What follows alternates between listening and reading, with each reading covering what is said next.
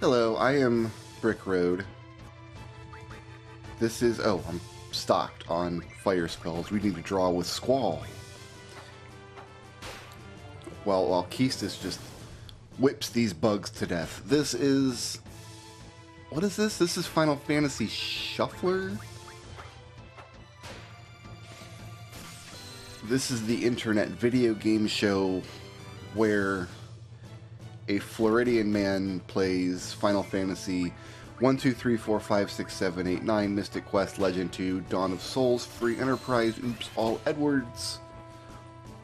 And every 45 to 125 seconds, the switcheroo happens. You'll see a blue bubble in the top left of the screen. And that blue bubble indicates, hey, Brick Road, you're about to switch games. And usually that's just my indicate, like, lift my thumbs off the controller, right? That's about the best I can do. Thumbs up off the controller. What is this encounter rate? Did we trip and fall into Final Fantasy Legend 2? Did we just swap into Legend 2's encounter rate? Is that all that's happened here?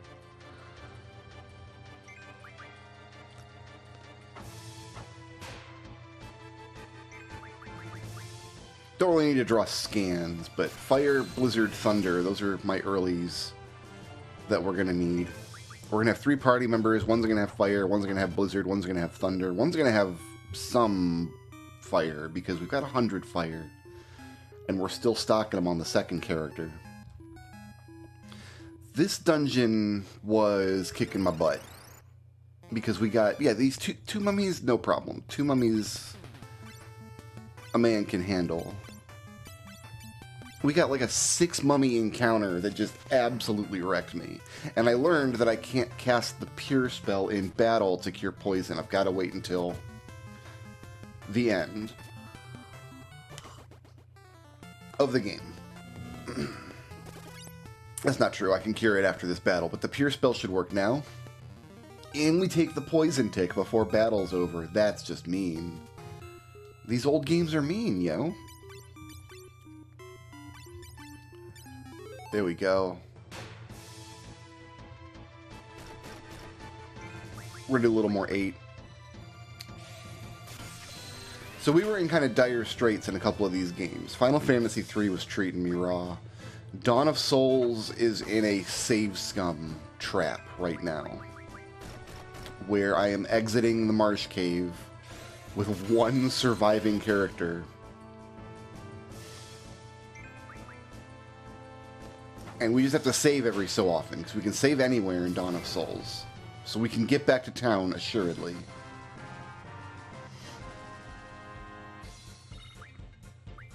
One thing I wanted to check in these PlayStation games. Take me to the config menu, please.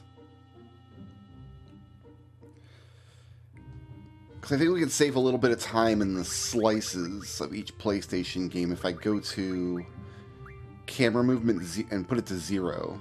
Should save a little bit of time, I think.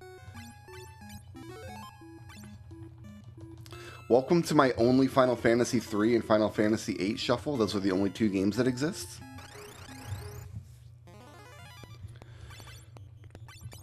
Alright, Skellingmans. Show me what you're working with. What I'm hoping is that the attacks bring the skeletons down just enough that the split ice spell can finish the job. Jill is supposed to be doing better damage than that. She has the White Slayer. And my greatest dream has not come true. The skeletons are tanky boys. This is one of the harder dungeons in the game because we're going to skill up a lot when we leave here. When we skill up, we're going to be doing so much more damage. Please punch anybody but Jill. My gosh. Like, I even asked nicely. Today was a weird day, man. You ever have a weird day? It happens sometimes. It's the middle of the day, and this is just when I happen to have time to record today. But I was exercising earlier. I was out on my bike, trying to get that done before noon, because I live in Florida, and it's the middle of summer. It's like August 1st or something. And that's rough. Just being outside in August in the middle of summer, it's rough. We have not done these checks yet. And for whatever reason, I shouldn't have picked that up. I should have chunked that. We can take... No, we don't need that either. I'll take a mute dagger. I might use... Actually, is that better than an assassin dagger? I don't think so. It is. Alright. That's an upgrade. We could have come here from power on before we did any boss fights, but we didn't. No, I'm out in my bike route. It's just for exercise. I actually rarely ride my bike to go anywhere because most of the places that I go are a little too far for a bike. But my bike route is just kind of around the neighborhood. I bike downhill a couple of blocks to where the apartment complex down there is. Past both churches. Because there's two churches. I live like right in between two churches. And then I turn around and huff myself back up the hill, dying every time because I'm an old fat man. And then I get back home, and then I turn around and I go back and do another lap. So I do 2 laps of that like little circuit. It's like 20 minutes. I don't need that. And I did the first lap, and there's some kind of commotion outside of the apartment complex down there. And I didn't want to get like involved. Like, it's not my zoo, not my monkeys. So I turned and I'm like, okay, when I come to the second circuit, we're going to I'll take a different route. I don't want to see this twice. Okay, so I get back up. I stop for 2 minutes to take a little break. Do I need the inn? No. I just need to sail home. I was so frazzled after this thing happened on my bike route that I got home and I tried to take a little drink of water and it went down the wrong pipe, and I've been coughing ever since. And while I was coughing, I'm like, hey, this is a good time to start recording the Final Fantasy Shuffler. Anyway, I go for my second circuit, I turn around, oh, that was my first 100 damage hit. Oh, good, that's the good stuff. Oh, sorry, my commands could not be inputted because I needed my hand to bring the tea to my mouth. Instead of going my usual circuit, it's not a hill. When I'm not going downhill. It's a very, very slight incline. It's like barely downhill. But it's like enough that it's easy to pedal to the apartment complex, and then it's very hard to turn and pedal back because I'm an old fat man.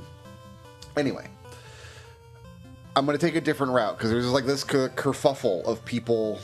Like maybe there was a fender bender or something. I don't actually know what happened. But I'm like, I don't really want to deal with it. So, do I have... should I get Invis on my White Mage? I'm thinking I might put Invis on my White Mage, maybe? It's a level 2 spell, I think. Wait, he was in the reactor with us? President Shinra?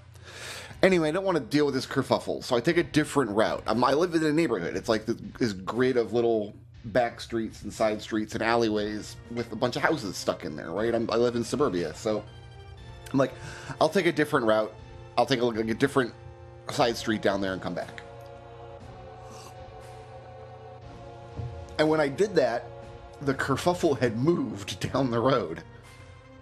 It was still like 2 parked cars and like some people and I'm biking past them, and one of the guys in the kerfuffle involved in whatever this thing is that had moved like 2 blocks down the road from the entrance of the apartment complex down to like the last intersection before the food truck. There's this guy wearing a backwards white baseball hat, and he kind of just looked up at me the first time I went past. And then the second time I went past, he like stepped out to talk to me, and I'm wearing headphones. I can't hear what he's saying. I'm wearing headphones. I'm listening to my book, and I can't hear what he's saying, but I can see that he wants to talk to me. So I stop my bike and take my headphones out. We're about to kill a mist dragon. That's exciting. And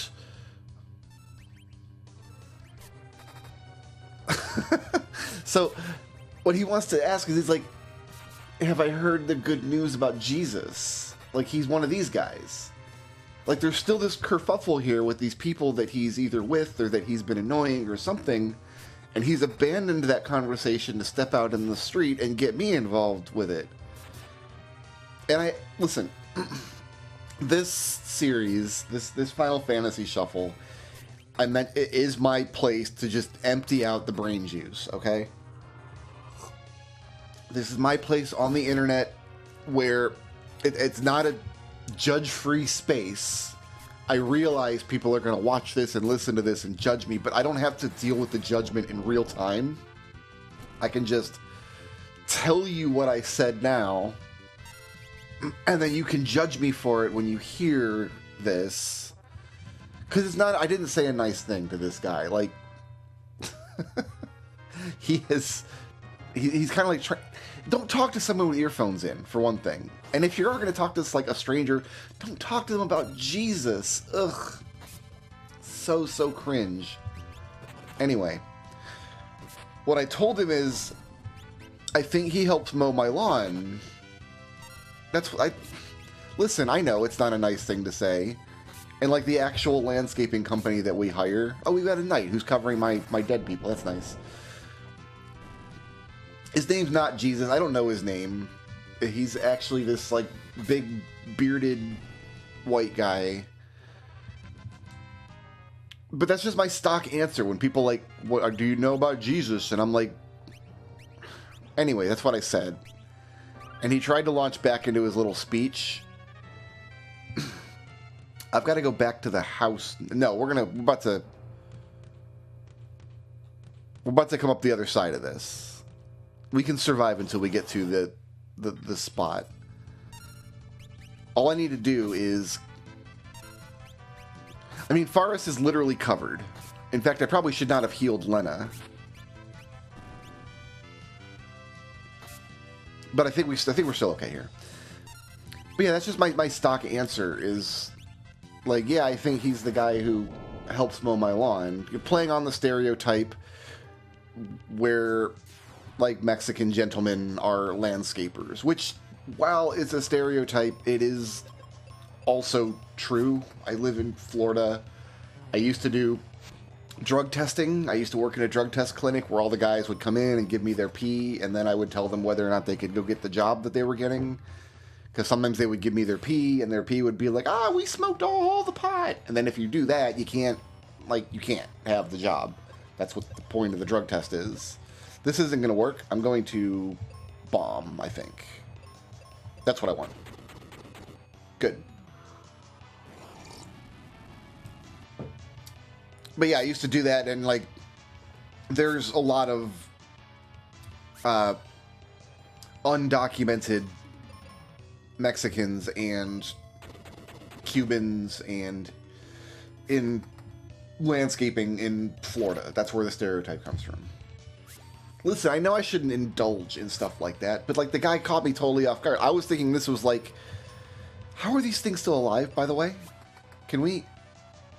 Is the bomb not doing anything? God, I guess not. Okay. Like, I thought there's... Like, my thinking was, like, there's been, like, a fender bender or something. Because there's, like, people having a... The conversation they're having doesn't look friendly, right? It doesn't look like the people... It didn't look like anybody was hurt. Like, there's no EMTs. Like, nobody was shouting. But there's, like, 4 or 5 people clearly kind of blocked off into their own little cliques. Like, there's, like, side A and side B. And, like, they're not having a good time talking to each other. Right? It's not like I don't want to talk to anyone anyway. I've got my headphones in. I'm listening to my audiobook. I'm huffing and puffing because I'm on my second lap of my bike route, and I'm a large, fat, out of shape man. Like, I'm clearly dying because of this, my exercise routine. And, like, so, like, first of all, don't approach somebody and start talking about Jesus that you don't know. Like, don't go up to a stranger and start... I know that in your religion, like, the religion actually tells you have to do that. Like, the whole religion is founded on the idea that you have to proselytize. That sucks for everybody else. It's great for you, and you're thinking, like, I'm doing a good thing. You're not. You suck, and everybody hates you. Where am I going? We're going up here. I'm going to use a tent to restore Rydia's whatever. We're going to give you an iron ring. Let's make your defense slightly higher. There we go. So yeah, first of all, don't like go up to a stranger. Oh, I've seen TikToks. People who do it on planes. Like, the captain will come on. Dude, I saw a whole series of these one day, and it, like, broke my face. It, like, just... I couldn't believe how rude these people are. They're on a plane, and the captain's like, we're like grounded. We got word. We gotta like refuel, or like we're doing a maintenance check. They found a thing. We gotta. Anyway, we're gonna be stuck for 10 minutes or whatever, right? And maybe that's why I don't give Edward arrows, because he misses too much with them. Well, whatever. He's just gonna miss. He's just gonna miss. That's just his life. And then, like, so the captain will, and then somebody will come on and be like, oh, since we're stuck here anyway, I would like to tell you all that God loves you. There's like a whole series of this. It's like a TikTok fad now. It's really gross, and here, let's just use up my cures. Did I forget if I bought potions on my... I think I bought like 4 potions coming back. Please get me through this cave this time. So yeah, first of all, like, don't go up to a stranger. Especially somebody with earbuds in, who's listening to something. Because me wearing earbuds is the signal for, do not talk to me. You have no reason to know. So if somebody does break that social contract and, like, approach me while I'm wearing the earbuds, my first assumption, because I'm a good person, except for that stereotype thing earlier. I know y'all judging me. I get it. It's true. You should judge me. You should hold me accountable when I say mean things to people. I'm not saying I'm perfect. What I'm saying is I try to be a good-ish person. And that means, like, if I'm wearing earbuds, I assume if you're trying to talk to me, my assumption is not, oh, this is a rude piece of garbage that's going to talk to me even though I'm wearing my earbuds. My assumption is like, oh, this must be important. Like, they see I'm wearing earbuds and they still need to talk to me. Like, whatever they're going to say is important. And in this case, like, I had already biked by this group of people once, and I thought they were in some kind of kerfuffle. And I don't know what was going on, and I don't need to know what was going on. But I always fall into this hole. Every time I play this game, I fall into this hole. Herpen Z derp. So my feeling is, like, he needs somebody to, like, call an ambulance, or, like, I don't know. I don't know what he needs, but he's approaching me and I'm wearing earbuds, so he must need something. And then he just says, yo, do you know Jesus? Like, so yeah, it triggered my, this guy's an ass and I need to respond appropriately. Like, just say something snarky and mean and then put your earbud back in and drive off. Well, not drive off, but I was in my bike, not my car. I guess you can drive a bike. Anyway, that's what I did, is I said, yeah, I think he mows my lawn, and then I put my earbud back in. I didn't hear what he said after that. And then I biked away from the kerfuffle. But it's just like, man, what a weird... what a weird moment in time. So this guy must have watched me... So here's my working theory, okay? Because I live between 2 churches, and there's a third one right up the... Like, for me to go to Publix to do my grocery shopping, I have to drive past 3 churches. For me to go to Winn-Dixie which is the sadder but closer grocery store that I go to sometimes. Like if I just need two things, and I'll usually take my bike, and to get there, I have to go past two churches. And I'm not talking church's chicken here. I'm talking about like House of the Lord. Hallelujah, amen, all the good stuff. So my working theory is that one of the churches broke containment for whatever reason. And so I grew up in a church. I grew up in a Christian church. I know the kind of people. I kind of know their character a little bit. I was these people for the first 17 years of my life. So here's my working theory. My working theory is, this is something that actually happens, especially in Christian youth groups. I've seen this happen 100 times. It's like you have your core youth group. Okay? That you attend. Usually that's like you do your Sunday service, and then Sunday evening is when you'll do the youth group, which is where all the like school-aged kids will come together in fellowship. That's the wrong meat. I need were-rats meat.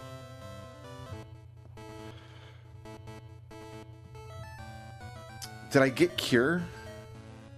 I've got cure potions. I don't want to spend those, and I don't want my boy to die, so I'm happy to just go to the inn.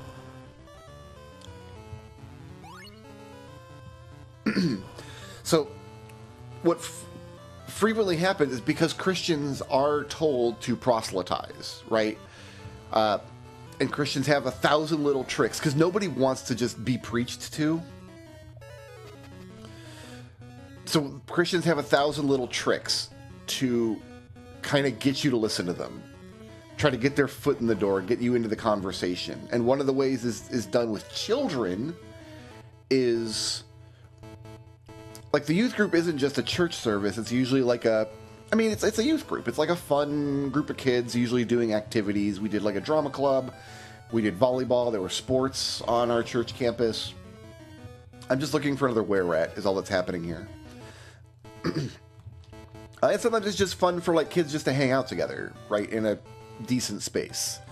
And so what your youth group leader will tell you is like, hey, when you go to school, when you talk to your friends, you know, if they're bored, if they got nothing to do on Sunday night, bring your friend to youth group, you know? And this is super common. If you didn't grow up in an American Christian church, this is super, super common for people to like bring their friends to youth group. I feel like I've done it back in the day. Like a lot of my friends, we'd be like, well, our thing is like a friend would come in to spend the night at my house, or I would be like spend the night at their house or whatever, and then I'd be like, oh yeah, but I've got youth group on Sunday. Why don't we go to that too? And then they come, and usually it's fun. Like we had a pool table in our youth group. We had a cool music system we were allowed to use, like the music system for the for productions and stuff in the church. Like we were given free reign of that, so we could like load it up with whatever CDs we wanted and kind of party out. And our youth group leaders were really cool people. I've got a terrible story about one of them that I know I've shared on stream before. Maybe this is the video to share it again since I'm on the topic. So I'm not saying like youth group was like this weird place, but what happens is like people who aren't in the youth group will show up. Friends of friends or something will come to the youth group, and sometimes you'll get a kid who like they're just at a point in their life where they're having home troubles or they're having a drug problem or what, like they're failing in whatever. They're like under a lot of stress and they don't have a good outlet, which is something else I think probably a lot of us can jive with, right? Like who hasn't been there as a teenager, just under a lot of stress. I am going to go back and save in case this next back attack boss is the Dick Knight. We got to go through 3 bosses to clear this area. The second is a back attack, and if it's the Dick Knight, it's going to be tricky. It is, in fact, Golbez. Okay, we should be able to do this. So, here's my working theory, is one of these churches around here has a youth group. And somebody brought their, like, older teenage friend. like I'm talking like 18, 19 years old, to the youth group, which there's not really a limit on how old you have to be before they kick you out of youth group. There's kind of like a transitory period where, like, if you graduate high school but you like your youth group, you still go to it, but now they kind of put you in a sort of like administrative role, I guess, where you're kind of like a youth group leader, because you don't have to like go to school or anything or get any education to be a youth group leader. It's just whoever the church has that is kind of good with kids. This happens during the Golbez fight, and what do you want me to say about it? It's hard. It's rough. I should have had everybody hide. I should have had all them Edwards pop off and hide. Then what's the Shadow Dragon gonna... Oh, if I lose the fight, that's what I'm gonna do in the rematch. See, my working theory is this kid is 18 or 19 years old with his white backwards hat. Like, a friend of his brought him to youth group. And sometimes they do... It is today Wednesday? Because Wednesday's another day of the week. Today's Thursday. So okay, maybe this working theory is not going to play out. Wednesday is kind of like the middle of the week where churches will often do other activities. Our church did like a weekly potluck. So, and sometimes there's also youth group activities. Like, youth group meets on Wednesday nights and then Sunday nights. That's pretty common too. It was for us. Maybe it's Thursday for one of these churches. I don't know. But what was happening here? Did I go to the inn already? I have not. Go to the inn.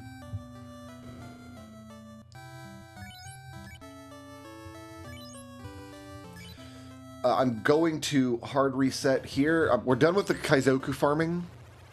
I just want a hard reset there to guarantee Kaizoku's going to Provoca. Because even though we're done, quote-unquote, with this farming, I think going to the place... You have a level 3 charge. Yeah, baby. Okay, so we do... You see what I... So the pure mages, the white and black mages, get charges earlier than the red mage. That's going to be important in a little bit. But I think we're going to go and fight wizards without Lit 2. That's going to be the plan here. What was I talking about? My working theory. Like, somebody brought this kid to their youth group, and he's has trouble in his life. And when you're in that state, the youth group is super friendly. Church people are always really, really nice to you. And usually it's because, like, human beings can sense other human beings when they're, like, having difficulty in their lives, and they kind of want to support them and be there for the basic empathy stuff. Most people are like that. Even in churches, most people are like that. Some people in churches are like predators. We're like, oh, this person's in trouble. I need to go and attack them with Jesus. Those people exist. I've got stories about them too. I don't know if that was the case here, but my working theory is that somebody like brought this kid to the youth group, and like he really felt the Jesus, you know, like whatever he's going through in his life, like he really, really felt it. And then that happens sometimes when the kid goes to the youth group for the first time. You know, you're 17, 18 years old. You're confused in life. Things are angry and upset.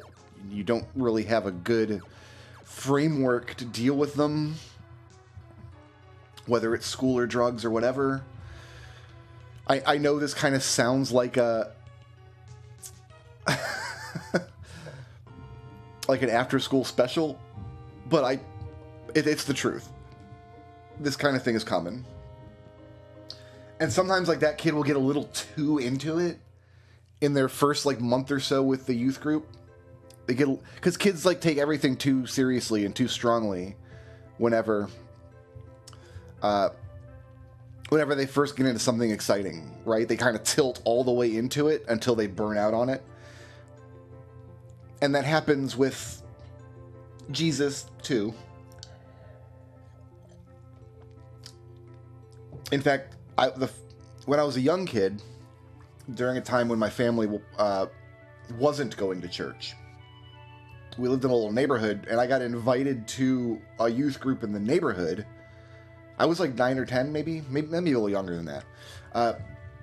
So me and my brother, like a kid that we knew in the neighborhood. He wasn't really our friend. He was like a kid that we were acquainted with, and like we knew if we saw him in school, like he was around, and sometimes we like played Z-Bots with him.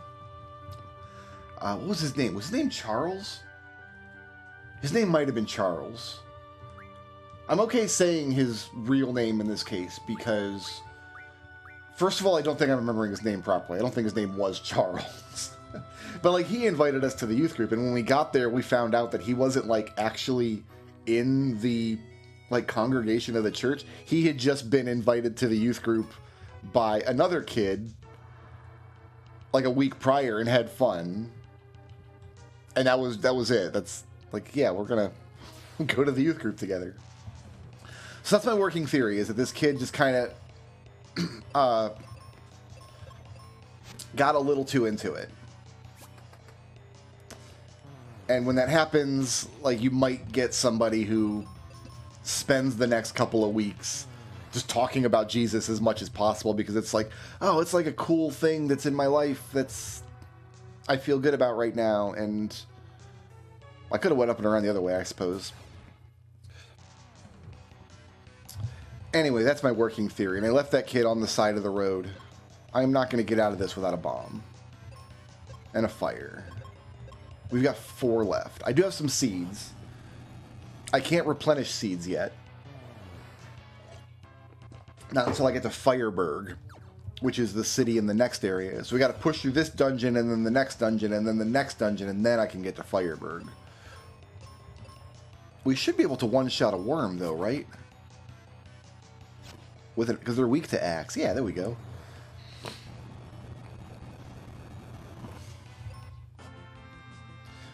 Anyway, I think that's what was happening. I think it's just a case of the kid was just excited to talk, and he just posted up outside of this apartment complex and started talking to these people who were leaving, and the people were aggravated to be talking, but like, I guess didn't want to be rude and step away from the conversation, and we're kind of, you know, when you're in a conversation you kind of don't want to be in, but you don't have like a graceful way to exit. You might just kind of like inch away from it, like take little half steps or something. I think that might have been the case here, and like these people were just kind of moving a little bit down the road, like, oh yeah, thanks for, you know, have a good day, whatever. But like the guy was following them, so they had moved a block down the road by the time I caught back up. I don't know.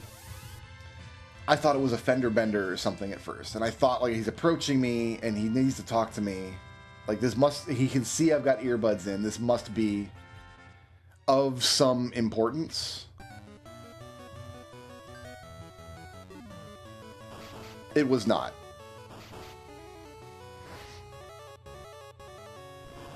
Show me where rat meat, please. Oh, don't show me where rat meat, I guess.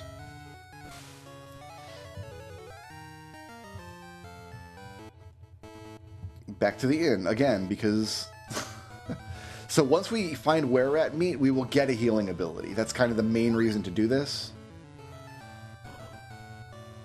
All of the monster stuff in this game, every time you eat meat from a monster, your monster turns into another monster. And I keep saying this, it's not random, but it is arbitrary. So I know what monster we're gonna, if I'm the starting baby dragon that I am eats a were-rat, they turn into a sprite. That's just how, there's math behind the scenes, it's super complicated. I don't know how players were ever supposed to like learn this. I think the idea is you're just supposed to play as a monster and kind of eat a bunch of meat and just keep turning into different monsters over the course of the game. But of course people have kind of reverse engineered it and figured out what to do about it. We got to tickle this bearded man again. Alright, so I've got this youth group story. This is from when I was 15 or so. And at the time, I lived with my father. I was a little older then. It must have been 16. I lived with my father, who was our who was the groundskeeper at our church. So the church campus had like the main church building, like the one you see from the street that has like the big cross, the steeple and whatnot. We had that building. And then next to it, like across this green little field with a playground and stuff on it, there was the big events building, right? Like the big hall where people could go and you put up 2,000 chairs and there's a big stage for presentations and stuff. That's actually where our youth group usually met. And then what you didn't see from the street when you drove by behind that was there was a whole church campus, classrooms, offices, daycares. There was a large kitchen area. I can go get... Vivi's not here, man. Vivi's somewhere else, yo. Show me my config. I wanted to see my config, please. Battle camera fixed. I think that's what I want.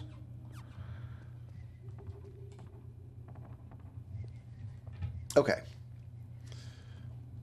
But now I've got to go get Vivi and Steiner.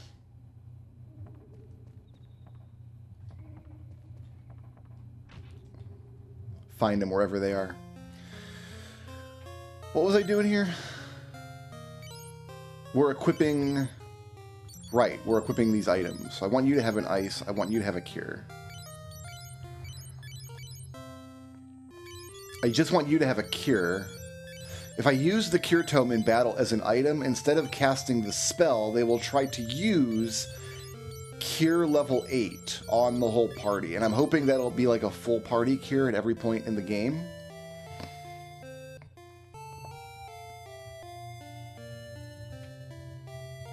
But I do also still want to level up outside of battle cure if I can. For little spot heals, you know. Alright, let's hit the inn, and then we'll save, and then we'll be on our way to do actual story missions in this. So that's where I lived. Back behind all the offices and stuff, there's like a little cottage where the groundskeeper lived. That's where my dad lived. And behind our house was our backyard, and then beyond that was the like retention pond for the church property. And there was also like a garage back there, and there was also a second little cottage. It was a huge, huge campus, and people driving past it. You drive past a church on the street, you just see the church, you're like, oh, it's nice architecture, it's a good church building. Looks cool, but sometimes there's like a whole ecosystem back there. Look what happened to me. We are in our own little kerfuffle here. We're gonna make it.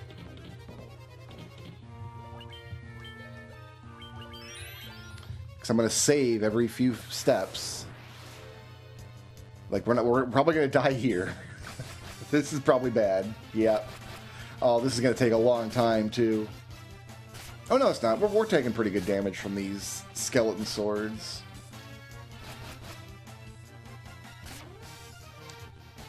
End me. Technically, we just played an entire game of Final Fantasy I, Dawn of Souls, start to finish, inside of one swap.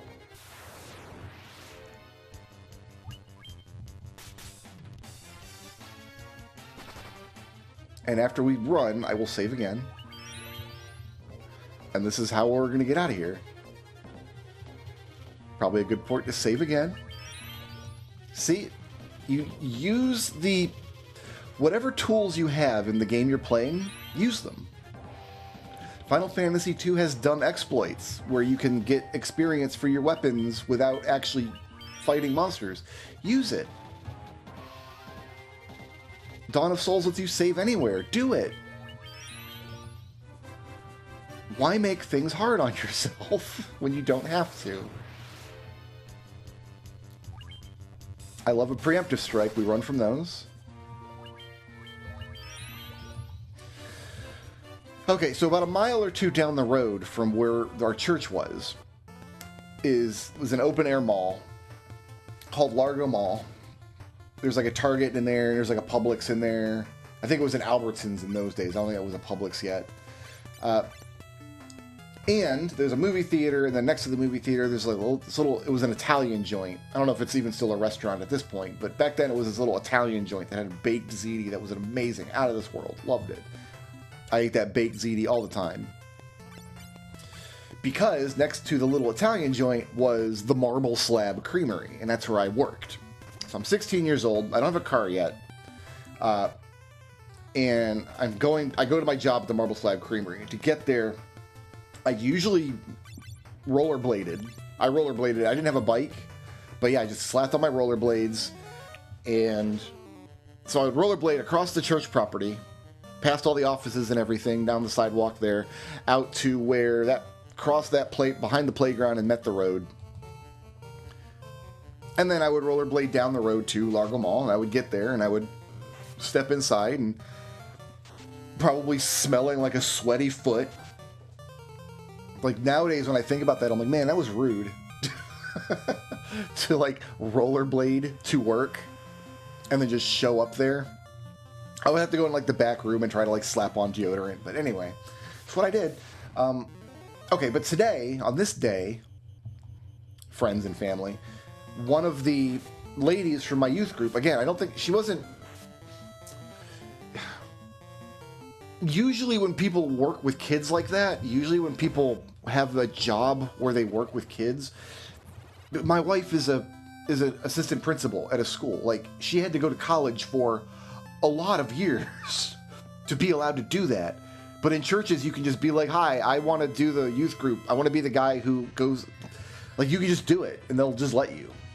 So she was a nice lady, but I don't think she had like any formal training or anything as far as working with children or ministering to children. I think she was just a lady at the church who started showing up to the youth group to do stuff with the youth group. And today, whatever day it was, Wednesday or Thursday or whatever, it was after school. I was on my way to work. Yeah, we're gonna hide from your friggin' shadow dragon, dude. That's what we're the coward brigade. Woo! Today, she was loading up the church van. There was a couple of kids with her. I don't know what they were doing. Presumably they were like going out somewhere to get resources for like a youth group activity that was going to happen. I want to eat this. With this, change to Sprite. Now we're a Sprite. Look how strong we are now. Look, I got so much thunder. I got so much cure. Things are good. All right, let's hit the inn one last time.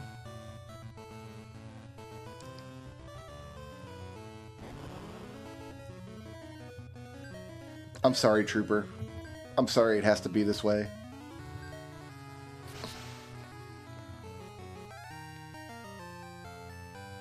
Ooh, Light also has Thunder Spell now. Fire, Ice, and Thunder. Yeah, you can have that. I gotta be careful. Whenever she learns something, I gotta make sure that these are ordered, that the things I want to keep are actually up here. So this bow, you're not gonna need this anymore. You've got all this magic. So I'm going to unequip that bow, and I'm going to give it to Saz. Nobody got away. I didn't get my turns off. Hold on, I want to try that. I want to make this strat happen for me. We're going to reset that. So hit the reset button on the console. Let's do this. Battle speed slow. Let's try that. That's the key sometimes. Maybe we'll get a couple extra turns now.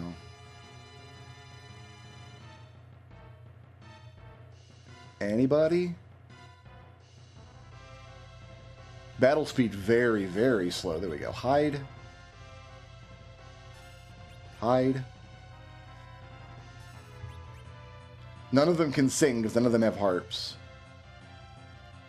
Come on, guys. Ah! We're going to lose 2 of them. Or maybe we won't. Because they try to leave 2 people alive. The Shadow Dragon tries to leave 2 people alive. Maybe it'll just show up and not kill anyone.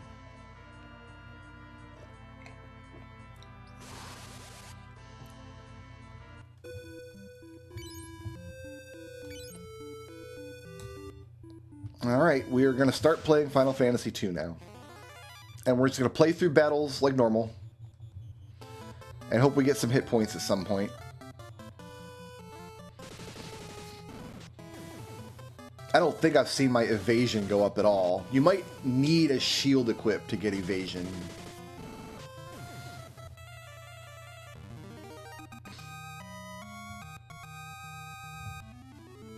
How would I train that up if I was going to do that?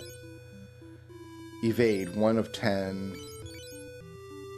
1 of 15. 1 of 5. You might need to put a shield on to train evasion. I'm not sure what I would do about that, because you can't fight with a shield on. You need a weapon to fight with a shield. I don't have one. Well, okay, we're making our way through the game. Let's just... Let's whatever roadblock we find, let's identify what it is. I'm going to work. I'm on my rollerblades, and this lady... I do remember her name. I'm gonna say it was Carla. It was Carla. Carla's loading up the van. I think what they were probably doing was a couple of kids were up at the church that day, and they were like probably just running out to like Joann's or something to pick up stuff for arts and crafts that were going to be done either with the youth group that week or like maybe with one of the like for little kids or something. I don't know. But during the week they would go and get those kind of supplies, right? I think that's what they were doing because they were going to Largo Mall anyway. And Carla's like, "Hey, where are you going?" And so I'm like 15 or 16 years old. I'm wearing my take me to Poft, please. I'm wearing my Marble Slab Creamery shirt. I've got my hat in my like belt loop because I didn't want it on my head because it's Florida. It's probably 500 degrees outside. And like, so you feel pride in that situation where like there's an adult that's in your life, like an authority figure, and you're demonstrating like they've known you since you were a little kid. You think of yourself as not being a kid when you're 16 years old. And she's like, "You want to ride?" I'm like, "Yeah, that sounds great." So I get into the van, and I'm feeling like I'm in good spirits because there's like these two younger kids in the van also. We want to shoot this man in the back. So what we're going to do is he's going to shoot, get the big damage, then Cloud is going to shoot. Cloud's not going to shoot. He has a sword. It's not a gun blade. Cloud's going to attack. He's still turned around. I cannot pause the... I want to wait for him to turn around so she gets all the maximum damage in the back. We ride up to the Largo Mall. They swing into... I hop out. And we had some leeway back then to... like, give people ice cream. It's an ice cream store. Did I not mention that? No, I must have offered to buy them something. I must have... Yeah, I must have... There were 3 of them. It was Carl and 2 kids. I must have invited them into the store to buy them something. I was going to buy them all an ice cream. Because I'm like proud to like show off my job that I work. Like I'm a responsible guy. So she parks. We all go into the ice cream store. And I go into the back to take off my my skates, put on my shoes, probably deodorize, clock in, put on my apron, all that stuff. And I remember stepping back out into the lobby area, back behind the ice cream case. And I'm like in such a good mood. I'm like, man, I get to serve my friends from the youth group. This is cool. This is a cool thing. I like doing something nice for the people who just did something nice for me, you know? Okay, so there's 3 of these kids, and of course they're excited to get ice cream. Why wouldn't they be? I got an eye drop now. There's Jin. This is all the further we had to go, was down here around this corner to fight this large fat man. So yeah, we get there. The kids each order an ice cream, like a regular, I want a chocolate with peanuts in it, kind of. So I get their ice cream, and you will use we want to save the south winds if we can, actually. I know I said we were going to use them here. I forgot to use my eye drop. Damn it. Then you better use the south wind, because you don't have any other. Because I'm not going to trust an eye drop to work in the middle of battle. So yeah, the kids each order ice cream. Then Carla gets up and she's like, "I want a banana and a glass of milk." Here's the thing. It's an ice cream store, right? We sell ice cream. I can't sell you a glass of milk. I don't have... we have milk in the back. We have, like, the giant industrial bag of milk that we use in our baking and our, making stuff. And then we have huge, like, bags of heavy cream to make the ice cream with. So we don't have milk. And also, yeah, we have bananas. There's like a bunch of bananas sitting on the counter behind me where all like the milkshake machine and all that stuff is. But like I can't sell you, like I can't charge for a banana. We charge 50 cents for half a banana because you're supposed to put it in ice cream. You put half a banana into the ice cream and then you charge the price for one mix-in, which was 50 cents. So I'm like, I felt bad, and I had to explain, like, well, we don't really have milk on the menu, and I pointed to the menu behind me. She's like, okay. And then she said, that's okay. Forget the milk, and I don't want a banana if I can't have milk. That's what she said. And so the kids got their ice cream, and either I paid for it, which I feel like I had offered to buy them ice cream, because we couldn't just give out free ice cream. We had some leeway in a kind of like the boss turns the other way, but we're not supposed to give out free stuff. And I don't think that I did. Maybe I did. Anyway, I remember feeling so bad about that because they left and the kids both had ice cream and she didn't have her banana or her milk. And I remember feeling terrible about it. Like, oh man, I let her down. Like, I was in such a good mood. She did me this favor, and then I couldn't give her what she wanted. I didn't have a way to like give her a cup of milk and a banana. I would have to charge her $1 for I was paying, but like I would. Anyway, it was many years later, and I told that story. And as I was telling it, I was feeling, because at the time I felt really bad about it. Like I had done something wrong. Like I was not able to fulfill her banana destiny. But as I was telling the story years later, I think this was on stream a long, long time ago, I got a canoe. Huzzah! I do have to go sleep in the princess's bed before we move on with life here.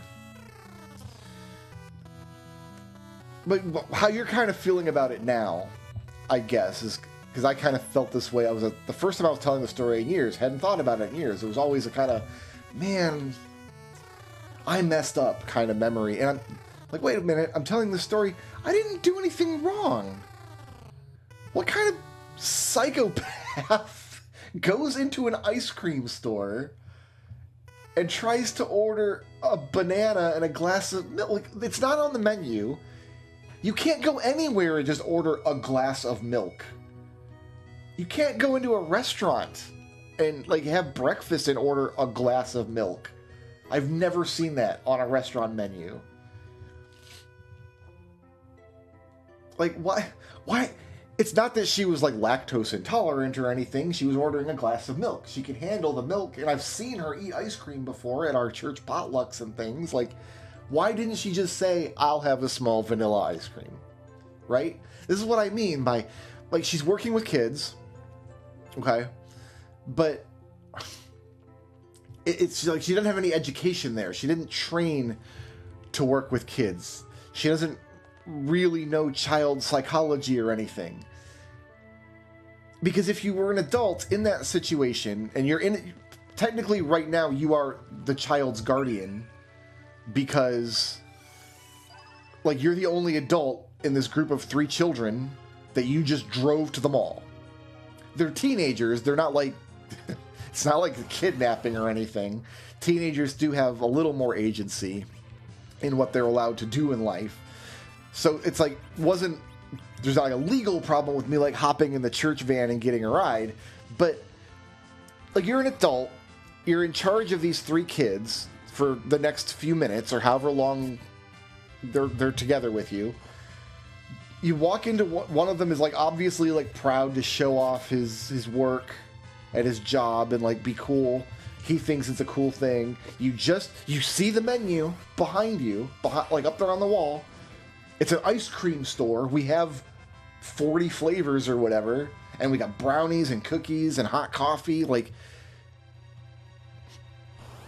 even in that, if you're an adult in that situation, even if you don't want ice cream, you order something to fulfill this like psychological needs of the child you're in charge of right now, right? Like if your kindergartner comes home with a picture they drew at school and it looks like crap, you don't say, hey, kid, that's probably my kid. Your picture looks like garbage. You draw like a piece of crap who doesn't know what end of the crayon to stick up their own butt. That's what this looks like. No, you say, wow, it's the best drawing I've ever seen in my life. Can I frame this? Can I put it on my wall? I want to look at this drawing of a unicorn every day. And you like watch their face to see if you guessed right, because you don't know if it's a unicorn. It's just a scribble. It's like a purple scribble. You don't know what it is, what it's about, who it be, how it was. No, you build up the kid's self-esteem. If you're with your adult friends and you have like me and all my adult friends, online and offline, we have a kind of rapport where, you kind of take the piss out of each other. You make fun of each other. You rag on each other. You try not to take it too far. You try to make sure nobody gets their feelings hurt. I think we're fine. I don't think this Shadow Dragon can do anything to me. Look at this. I think the Shadow Dragon is just going to go away because there's only 2 targets, and I think he has to leave 2 targets alive. Fantastic. Yeah, if you have that kind of rapport, like with your adult friends, you're like ragging on each other, and you're like, yeah, he's just gone. Beautiful. Okay. In that case, like, yeah, maybe you can, like, you kind of make fun of, like, going to the work and be like, oh, yeah, can I have, like, can I please have a wood chip sandwich? Like, order something that is not on the menu. To, like, embarrass them, make it weird, and then it's funny. And, like, doing that to your adult friends is one thing. Doing it to, like, a 16-year-old kid. And I guess my point is that churches let people work with kids that... It's not because they're bad people, it's just like they don't have the experience and the education that is probably we should require of anybody who works with kids, right?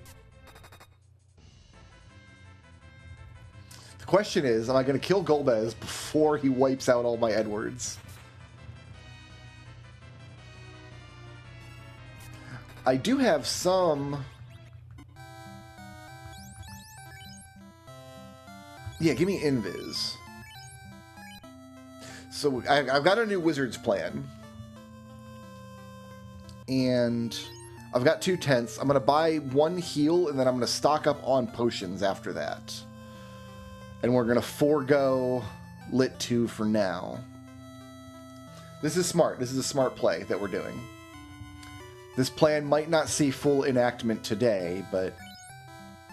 because I do have to buy my stuff one at a time. But now, every time I tell that story, people are like, man, she was mean. Why would she do that? Why would she, like, suck all the wind out of your sails like that? And to this day, I don't know. Because at the time, I was 16. Like, I didn't have the wherewithal to stand up for myself when my opponent was an adult. It was just like... because, like, nowadays, if somebody had done that to me, right, like, embarrassed me at work, the next time I saw them, I'd be like, hey, why did you do that thing? That kind of wasn't cool. But, like, when you're 16, you don't do that, especially not to an adult. Okay, I'm going to walk out of here with 91 gold, so I can stay at the inn and power cycle again and get Kaizoku's again on my way back to Canaria, which is where I will save again and power cycle again and get Kaizoku's again on my way to Elfland.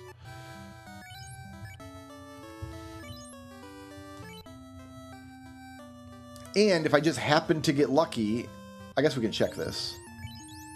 No, you're not going to level up by the time we get there. It's too far away. Okay. Yeah, I tell that story now and people are like, she's the villain in this story. Like, she should not have done that. And that's true. She should not have done that. But, like, she wasn't a mean person. She was a nice lady. I just look back on that. Why would you do that? Anyway, that's my weird day. That's the weird day that I've had so far. I think about that a lot. Well, I think not about that specific experiences, but I think about experiences like that a lot. Because it comes up a lot, because everywhere I go, I've got to drive past a bunch of churches, and every time I see a church, I'm like, ooh, I don't have any Phoenix Downs to bring them back. I can... You know what? Then we will... Oh, we got Star Veils!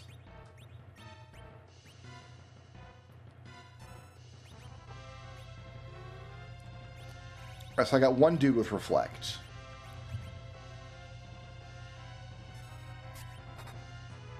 And I think that's my good dude. Yeah, because he's got my Artemis bow, so he's doing the most damage. So if Golbez tries to virus that one, it won't work. And we're pumping out damage pretty good right now. Look at that. Oh, dude. You wrecked yourself. Cool. Alright. I didn't want to use all my Star Veils there, because there are fights... We've already been through Bahamut, actually. Bahamut's already done. We still have the Wyvern to look forward to. Oh, I gotta run out of this dungeon and go get my other Edward back up. He's gotta be alive before I do this next boss fight. I do want to gain as many levels as possible, so we're gonna run out of here real quick. Farewell, Golbez. Did you have a nice trip? See you in the fall. I walk past or bike past or drive past all these churches, and I'm like, they've all got stories like that. Every one of these churches is filled with stories like that. So yeah, that's an element of my childhood that kind of bubbled to the surface today because I had that little kerfuffle outside of the apartment complex that during my biking exercise journey today. Anyway, is that all I wanted to talk about today? Weird Jesus stuff, I guess. Welcome to the Weird Jesus Stuff episode of Final Fantasy Shuffler. We got a left, right, left to pummel Vargas's jimmies. You see his jimmies there? The jimmies are not well defined because it's a pixel game.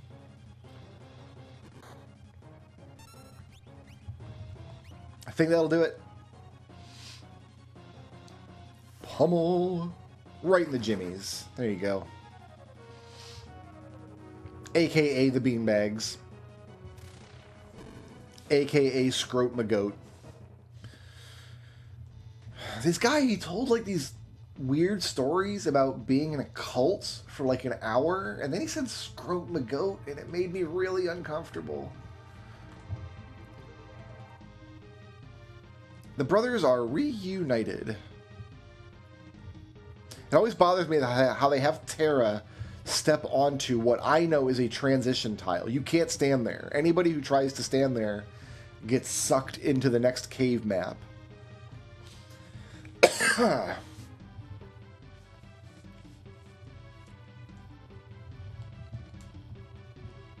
But not Terra. They just leave her parked there. She's like not even part of the conversation.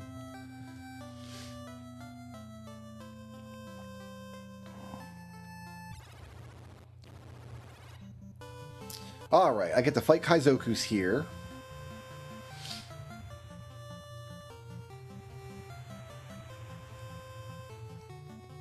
Or we'll just make it all the way to Elfland. That might happen too. Cool, these are Kaizoku. It's the Kaizoku, it's the one guy. So I'm not even going to use Lid. What I'm going to do here is...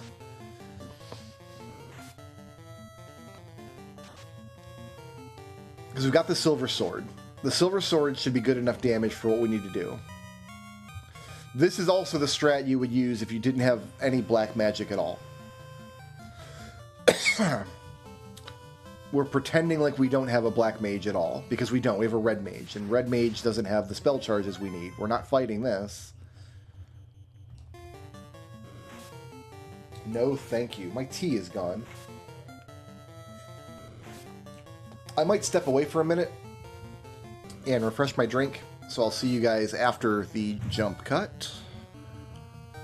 It was like an hour for me. I know it was just 3.6 nanoseconds for you, but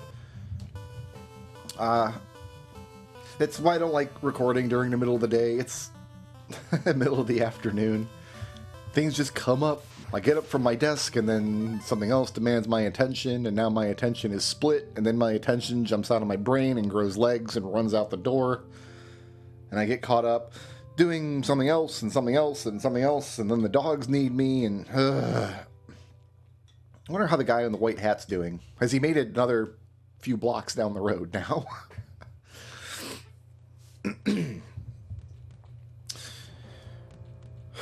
Okay. Usually, the past few years when I played Final Fantasy V, I played a version of Final Fantasy V that skips all these cutscenes. So I was doing a Fiesta run. We're not doing a Fiesta run this time. We're doing a full, but every scene, all the dialogue, Dododio kind of run. I have one potion for Phoenix Downs to work with as far as healing. I'm starting to think that my strategy of not using white magic, no, it'll pay out. It'll be fine, because we'll get the heal staff, and I'll get a time mage in the party to use the heal staff, and I'll get a world map.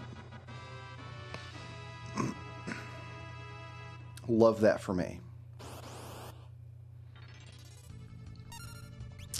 I didn't learn Flee yet? Really?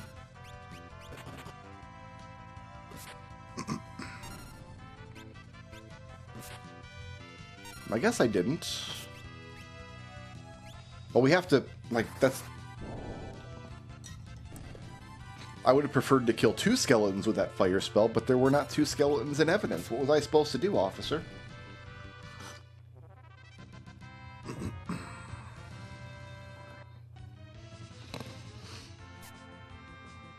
I think the thief's first level ability is passages anyway.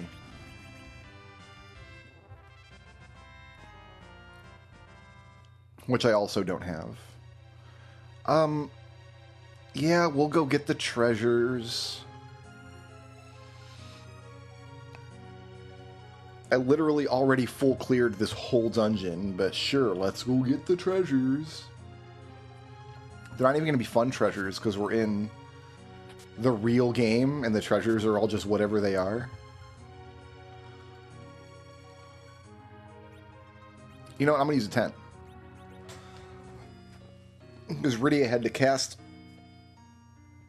a whole bunch of lightning spells. Showing off. Like, here, Ash, this is how... Oh, no, I guess Ash does have lit one. Rydia and Ash have that in common right now. Moving on.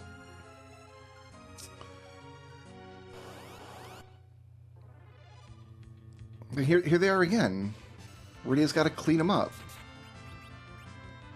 She got to step in where the big manly men can't make any headway and show them how it's done.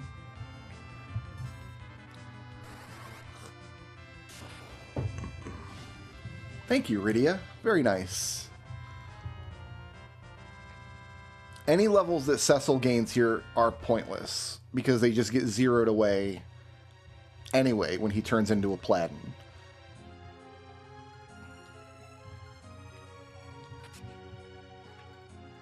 So, we're only really fighting monsters for the fun of fighting monsters.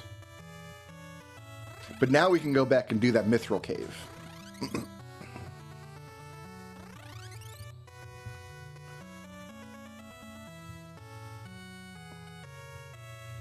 And should be very, very nice. Well, first we're going to save, and... I'm still blind, huh? Right. Staying in an inn does not cure status ailments. I need to actually physically use an eye drop. Fixed it. I fixed it. This is the only thing you need a canoe for, is to cross these 3 tiles of map right here. It's basically like a legacy item at this point.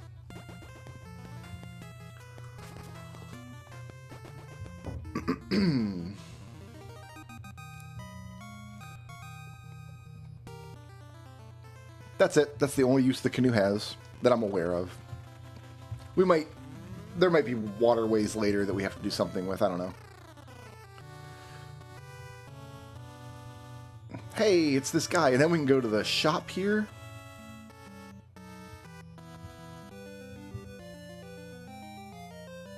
Good old Sid.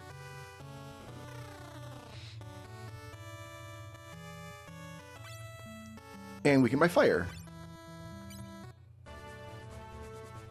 That's... Oh no, we're going up! Oh, dang it. I could maybe win this fight, but... Because we're walking towards the marsh cave in the other direction. Oh, good lord. If we get poisoned, it's over. Because I don't think I've got any antidotes in this game.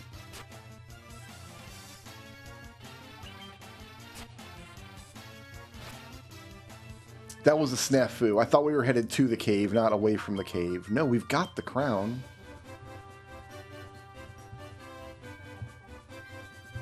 We need to make our way up around the mountains here. Preemptive strike. We love it. Werewolves are crazy, man. Werewolves are tough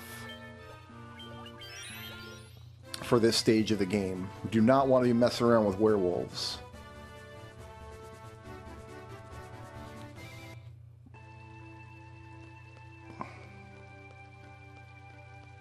If you can help it.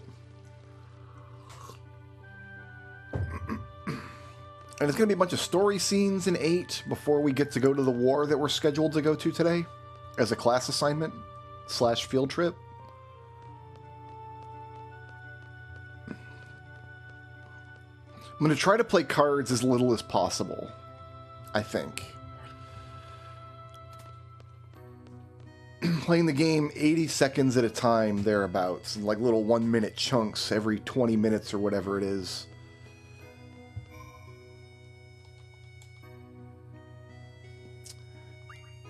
Don't really want to deal with cards if I don't have to. But I mean, you never have to. It's never required.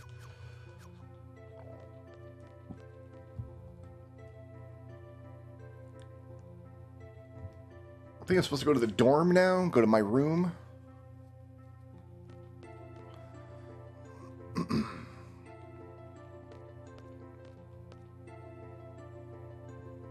To get changed for the war.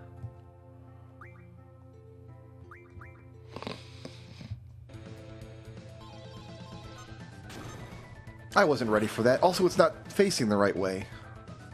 I said I was going to wait for it to turn around so I could punch its back, and then I didn't. And I've wasted that limit for 33 damage. Great. Let's get some healing over there.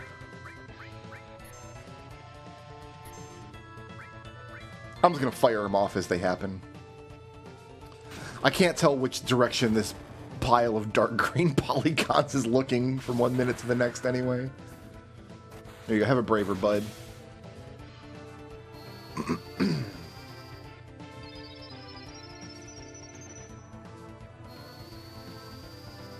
But yeah, if you hit it in the back, it does do extra damage. That's kind of the gimmick of the fight.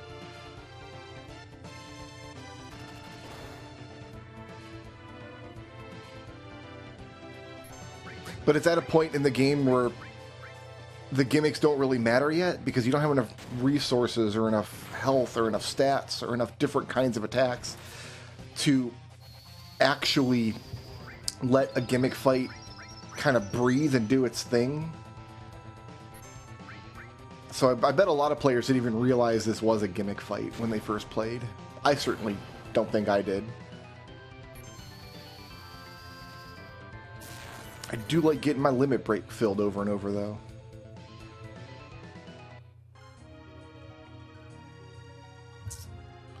Oh, we gotta get this box. What am I doing? I'm walking away from the boxes. I forgot where in the dungeon I was, is the problem. Oh, 63 damage, Edward. That's my big boy.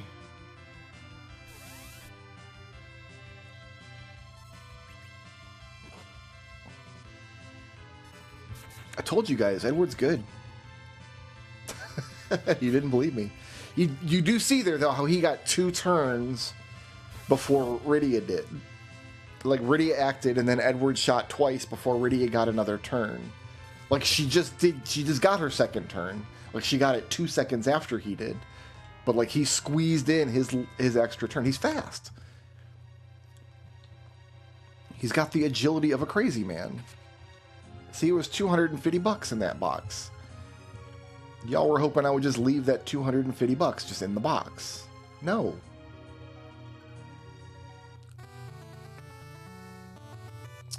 I don't need to buy anything else here.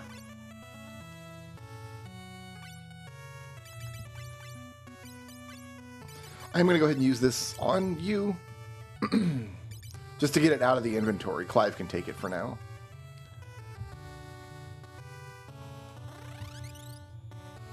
And then I think if we go to the blacksmith, do we have to talk to him? And he'll be like, oh, this isn't the blacksmith shop. Wait, is there a blacksmith shop in this version?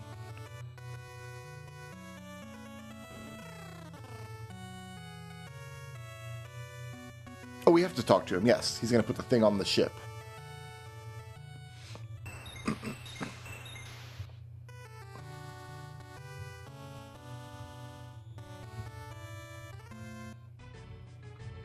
Cool. We just need to run back to any town and go to any inn here. And then we've got a boss left up here. And then we've got Magnetic Cave, which we can do because we've got Twin Harp. So Magnetic Cave is possible. I have my shop set to have nothing, right? Like if I go into this shop... Oh, it does have stuff. So I should buy...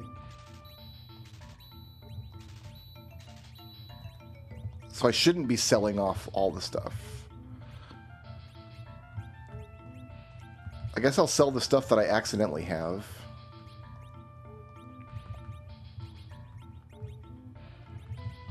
Poison Axe. Odin Ball. A whole ball of Odin.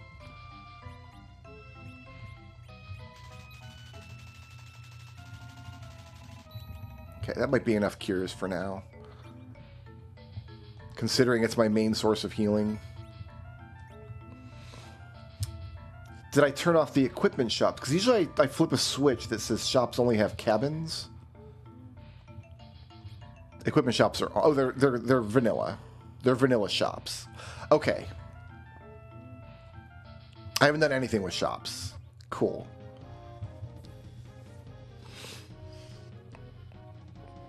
I wonder if I should buy a bunch of white arrows then. Just so all my Edwards have a pack of 99 white arrows. They're a little tougher than ice arrows, I think, maybe. Do you need equipment, fool? Yeah, you can have a buckler.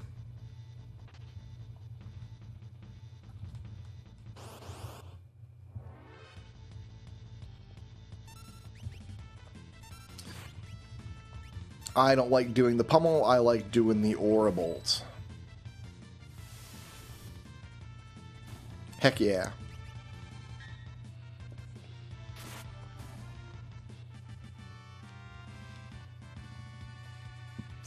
Also, Blitz's back row okay, so I can do this. Great.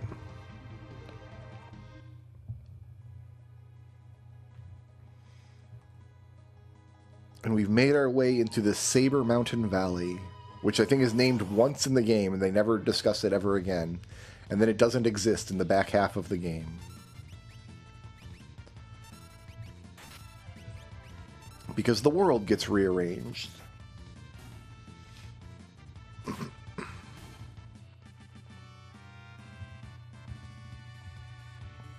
Now I gotta be careful up here to make sure I actually score my Genji glove. You can get either a Genji glove or a gauntlet up here, and I want to make sure I get the Genji glove. We've been at this game for about an hour. Which means overall in the project, we must be coming up on about 13 hours. You know, give or take.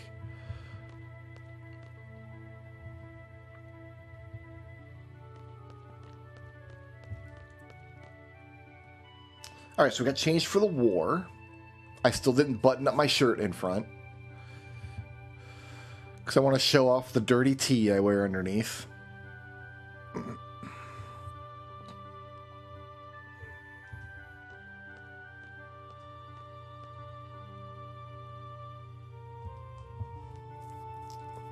Oh, cool, Zell. Yeah, you know what? We like Zell. We're on Team Zell.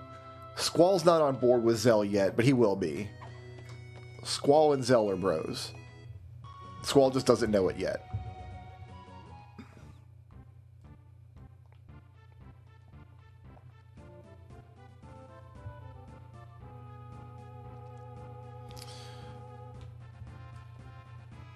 Oh, I should put the sprint shoes on Terra here, actually. We need to...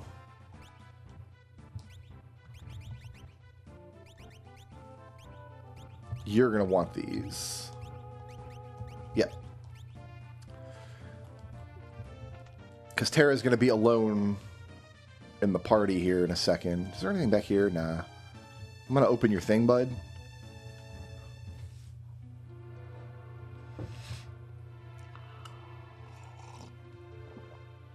We brought the girl with us. Say your name. We brought Terra with us. What's so hard about that?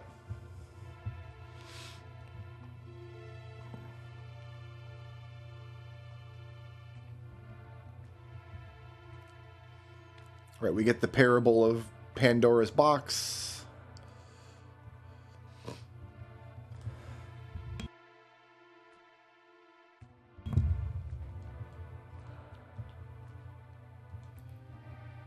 It's a lot to put on our amnesiac girl's shoulders, considering she hasn't even been properly introduced. Bannon's kind of a toolbox, isn't he? A little bit. Alright, so we're going to grab the stuffs.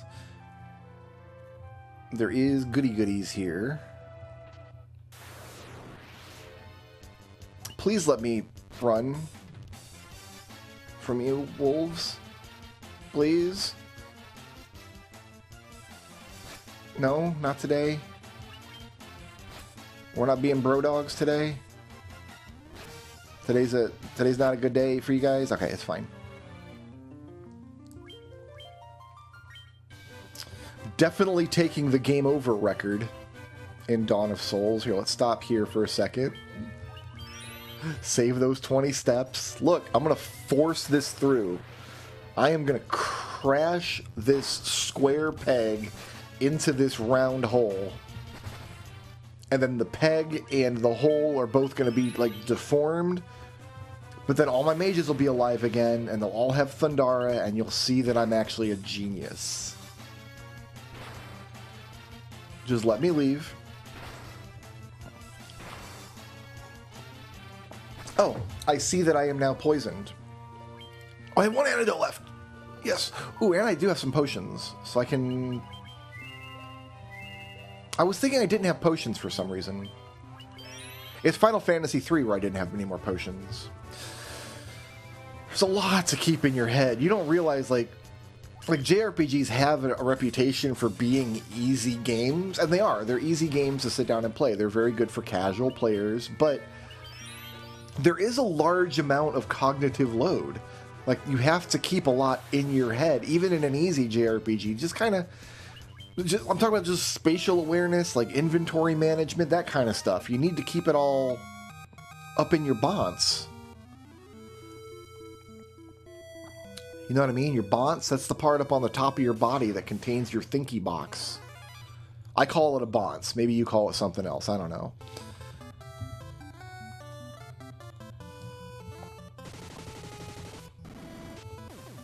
Yeah, Maria's doing okay now. That's what level 5 Fisties gets us. The problem is, I don't think she's going to level up on these monsters anymore. Furion has a little catching up to do.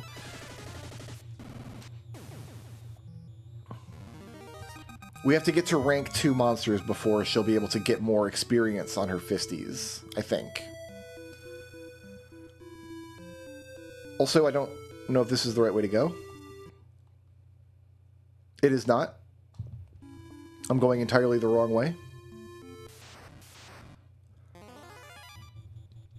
So watch what the cursor does. I'm targeting this yellow guy. I'm targeting this green guy. Now I'm targeting my party. You thought the cursor was going to go back to the green guy in the back, but I can't reach those guys.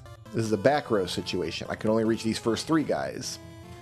So somebody's attack is about to be ineffective.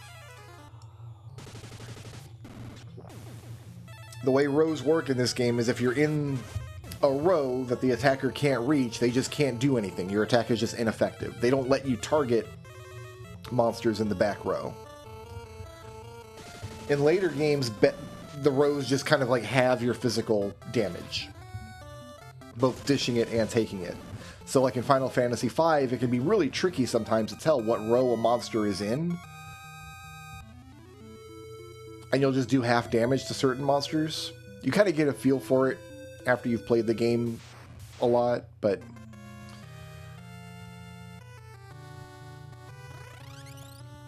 now I think I can go back into this cave.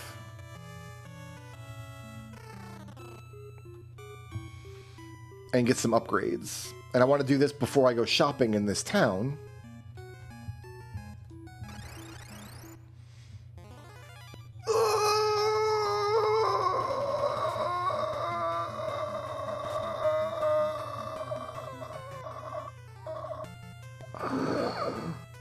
I'm not happy about this.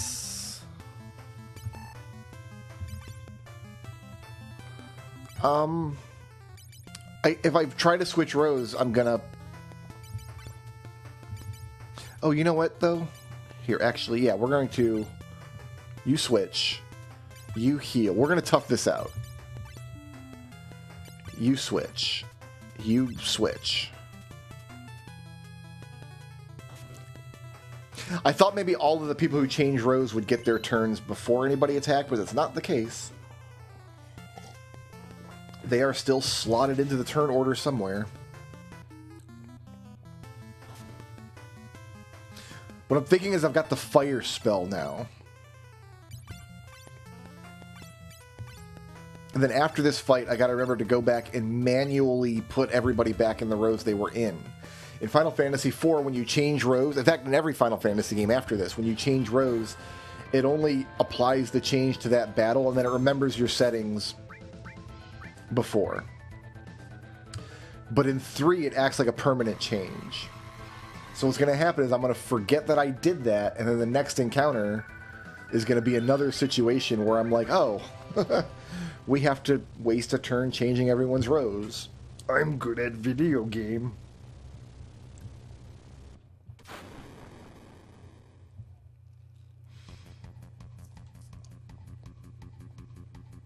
Barrett didn't even try. He tried literally nothing. Like, Barrett climbed down onto the broken part down there, reach one arm behind you while Tifa grabs your arm, and you, like, hook your leg, or, like, Tifa can, like, hook her legs around that railing, maybe. That'll let you lean your weight out so Cloud can grab hold. I think that was savable. Preemptive, we like it. Let's get on the boat and save on the boat.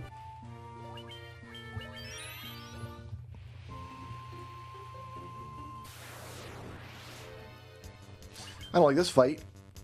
I might take some of these fights if Noctis had Thundara, but he doesn't. Of course, we're going to get the one monster out here that can paralyze us. Of course, that's what happens next. And we're just stun locked now. We're just stun locked now. So let's just... It won't let me soft reset. Why? I can't soft reset my emulator, and I don't know why. It's just not letting me. It's just grayed out. The option's not there. What? Did my emulator break? What's going on? It's like, you must sit here and watch. You chose this course of action. You did this to yourself.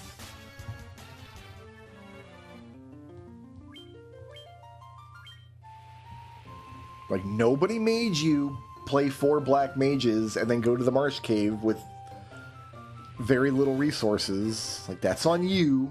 You've got to sit here now. That is concerning, though. It is actually a little concerning. Can I have Ignis back, please?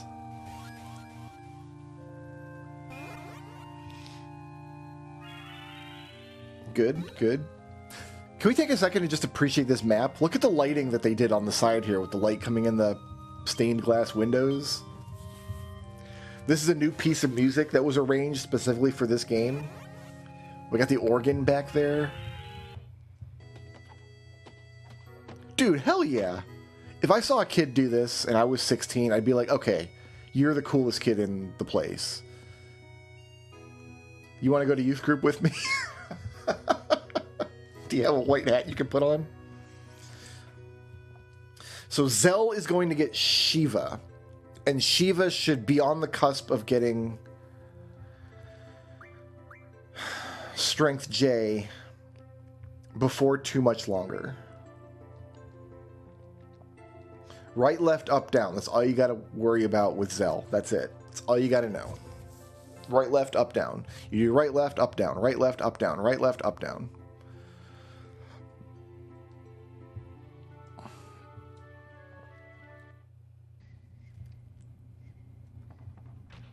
Okay, let's go get the big guy.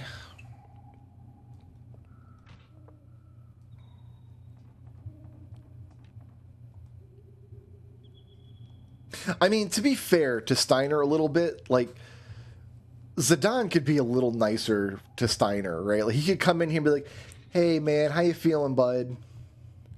You okay? That poison, that's... And I know, like, that's no joke, man. I know, like, it gets down there and gets all phlegmy. Probably puckers the butthole a little, like... And he doesn't. He rolls in here and he's like... implies that Steiner is a little girl. Now, I'm not saying that if Zidane were friendlier to Steiner in this game, that Steiner would be nicer. No, Steiner's still going to be a dick. What I'm saying is, like, even if somebody's going to be a dick to you, you should still be nice to them. I guess, even though in my story earlier I definitely wasn't. You know what? I'm not saying anything. Be how you're going to be.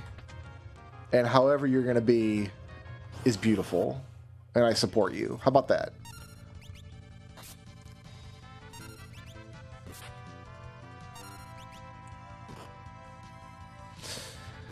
Could really use a potion or two here. I should have bought some, and why didn't I buy any? I don't know what... I'm gonna guess ice. Just guess. It's a guess.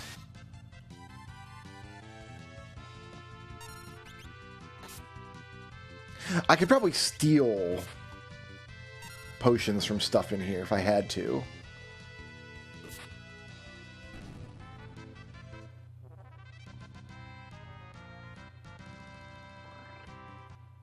Like, I don't think I'm gonna have to, but, like, I could. I have a thief. I love me a thief.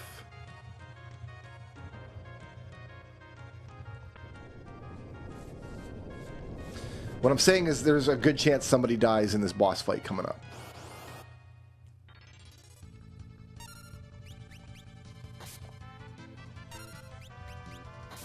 It's a non-zero chance.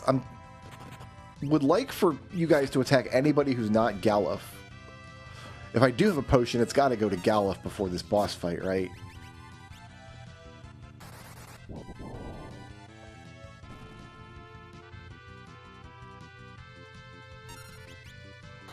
Indeedly doodly.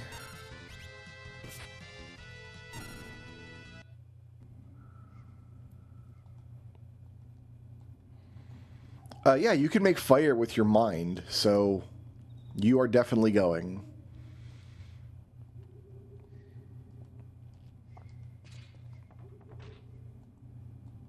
And then they have like this combo attack that I pretty much just never use. Because you can only do it when Steiner and Vivi are in the party together, and I'm like never using both of them. Like, why would I? You already had a broadsword, beast killer, bug killer. Like, minus strike kind of sucks. I'd rather you learn bug killer. You can take those and learn antibody. Bird killer is usually really good.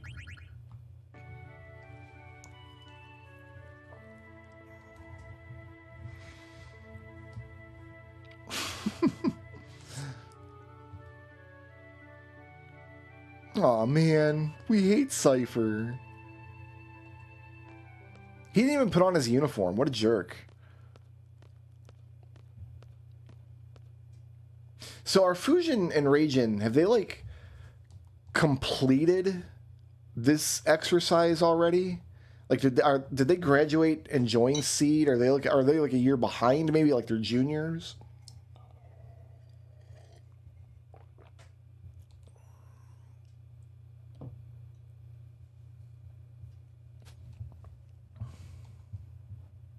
Oh, you don't want to be on the list, man.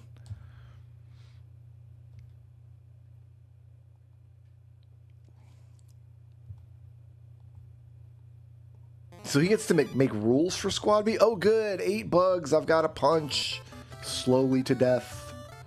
One of them's purple.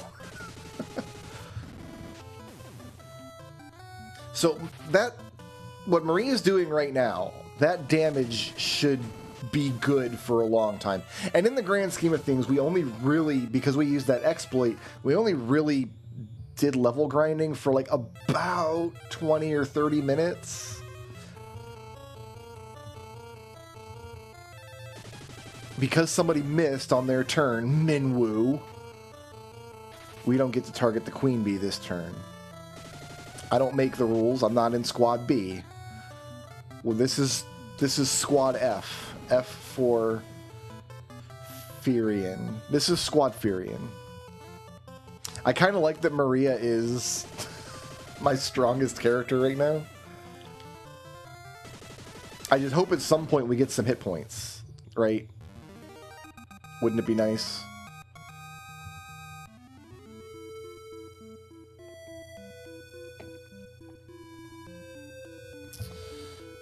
And I think here is a place we're going to return to periodically in order to buy magic tomes.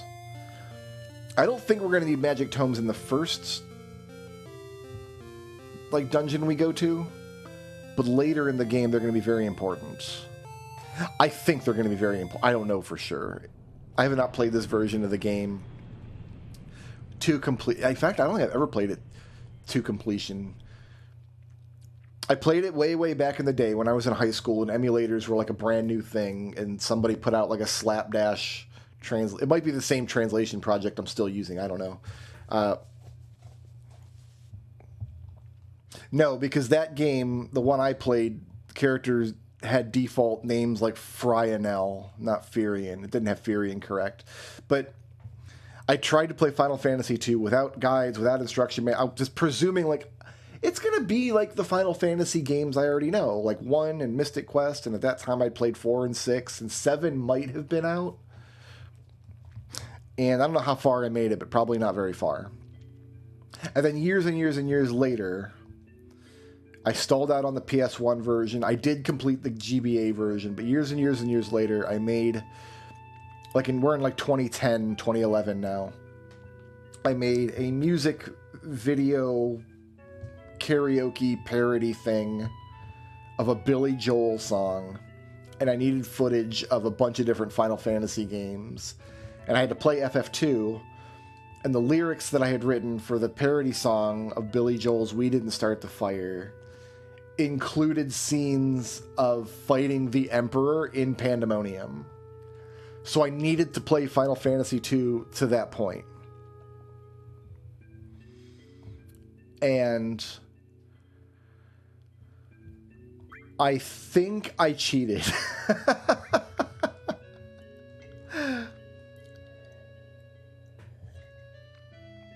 I think I used like Game Genie codes or something.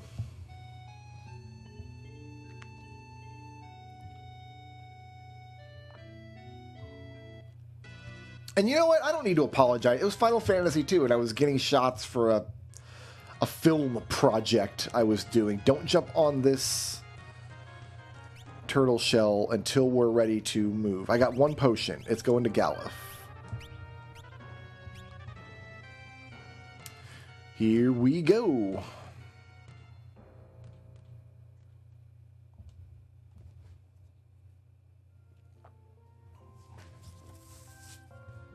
And then a couple years after that, I played the GBA version again on stream. And then a couple years after that, the Pixel remasters came out.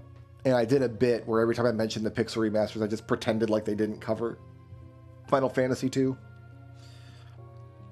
And to this day, I have never played the Final Fantasy II Pixel remaster. I don't see the point. It's not going to be good, so why bother?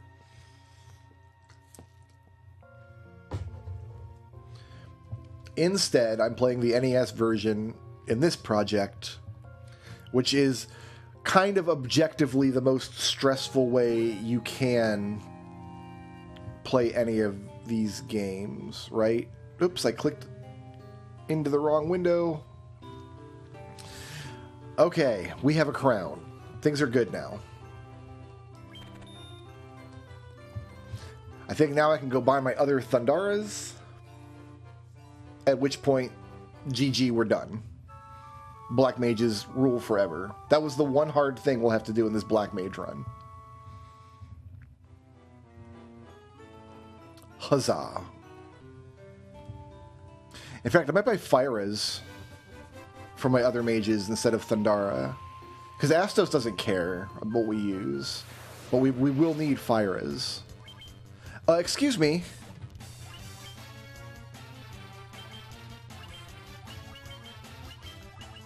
There's still a mage dead. Hold on, hold on. RNA is still licking the bricks here. My bad.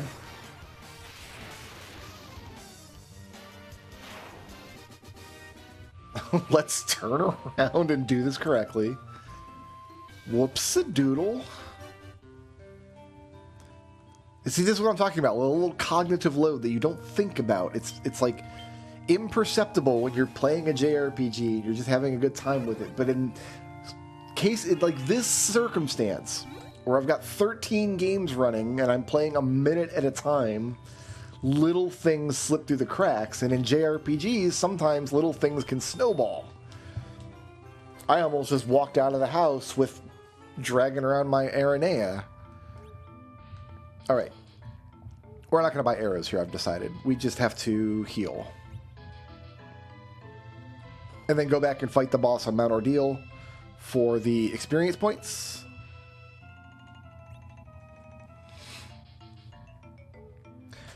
I was certain I turned off shops in the editor when I was customizing the seed. A lot of these randomizers have gotten too complicated for their own good, and it can be hard to get your settings exactly how you like them.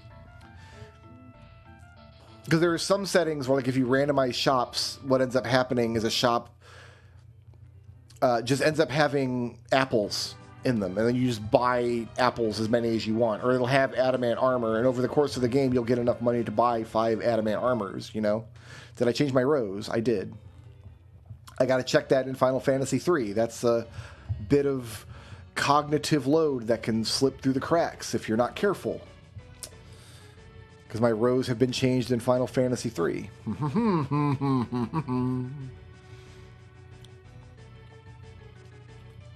Yeah, one more boss here and a key item. This will get us a key item as well.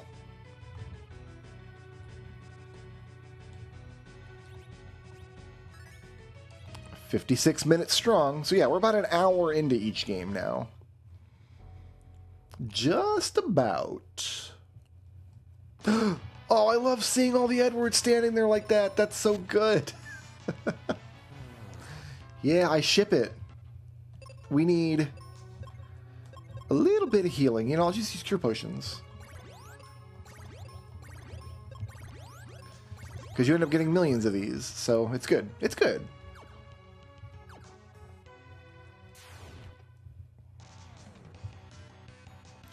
You guys like fire. You'll all go out to fire, but we'll bomb just in case. You're almost out of fire. Do I even want to use a seed in this dungeon?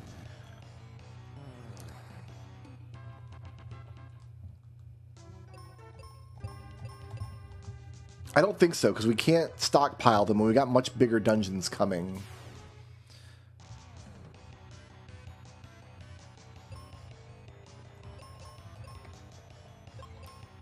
And I don't think Benjamin's fire spell will do the trick. If Phoebe kills one first, maybe.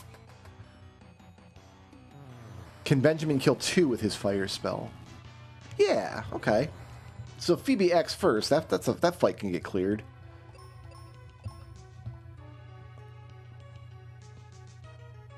Is it the same for scorpions?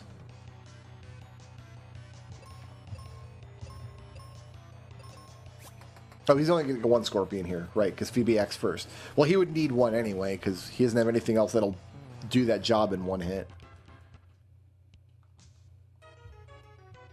Presumably. Same thing here. So you're going to fire, you're going to kill this one scorpion, and then I think that's the last black magic I want to use on Benjamin, because we do want some black magic for the boss. Benjamin, you acted first, and now everything's wrong.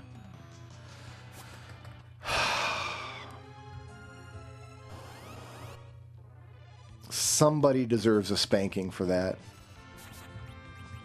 And it's not me. I didn't do anything wrong.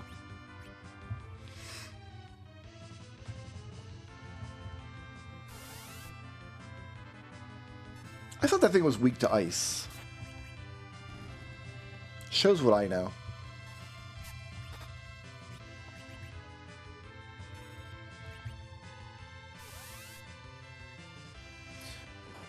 Probably should drop a little heal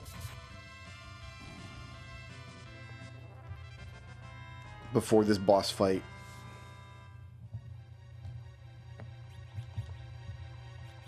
Little bit of this, little bit of that. Actually, Edward's gonna hide in the boss fight, not do anything. So, you know what? I need the magic points. I need the chocobos. Because this thing retaliates against all physical hits.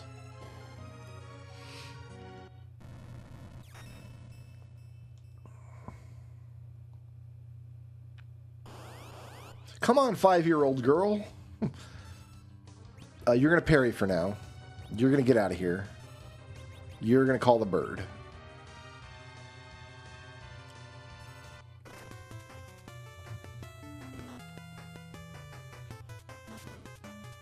Alright, we're just picking on Gav now.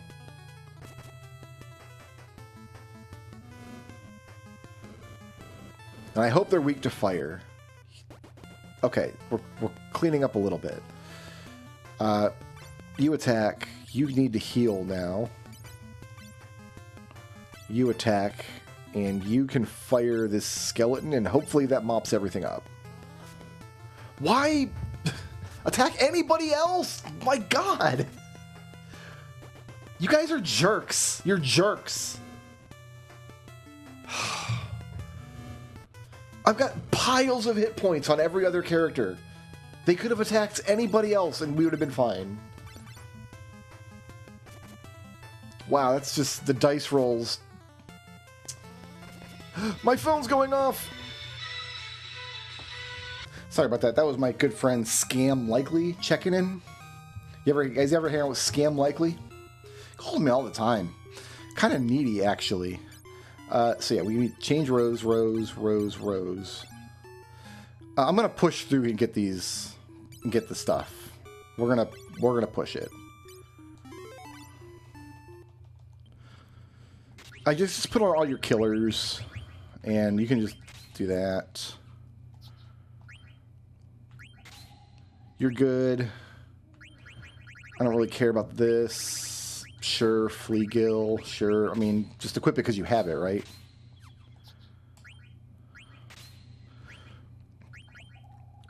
And you don't have anything. Great.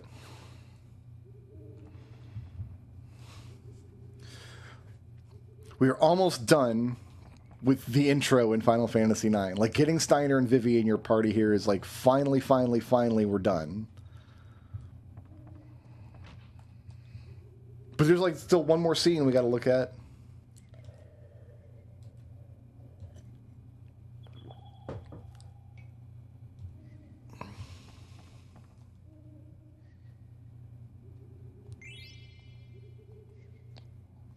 Don't forget to set your abilities. That's all the tutorial Final Fantasy IX needs. Final Fantasy VIII needs constant hands-on tutorials. 9 is just like, nah, we're good.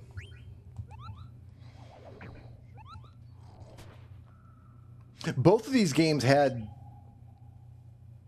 instruction manuals. In fact, I probably still have all of them over there. I have not saved once since we started Final Fantasy IX.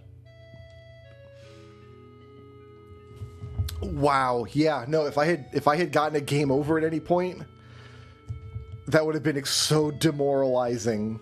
Oof. And we almost did. I had a scene where, yeah, I almost where Steiner accidentally, quote unquote, killed Zidane. Yeah, I could have lost it right there. We'll leave the S on the end. I know typically we refer to her pretty much exclusively as Aerith these days because later remakes and things have come out.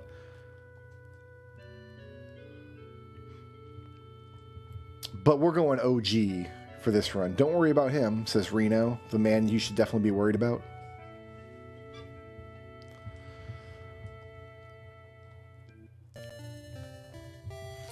I just want to see what tomes we have for sale here. I'm looking for Blink tomes, and I think we've got some here. No. Oh, we need Warp. Oh, I can't. Ooh, do I need Warp or Exit? I don't even know. I don't have the money for it anyway. So, okay, we get Life and Exit from here. Both useful. Probably going to need to buy some of those later.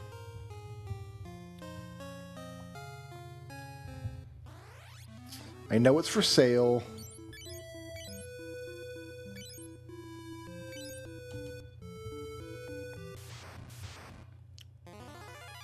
Make our way around slowly. This game never does anything quick.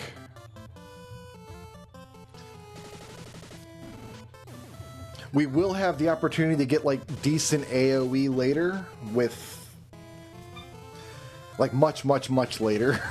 You can buy spellcasting items that like stay in your inventory.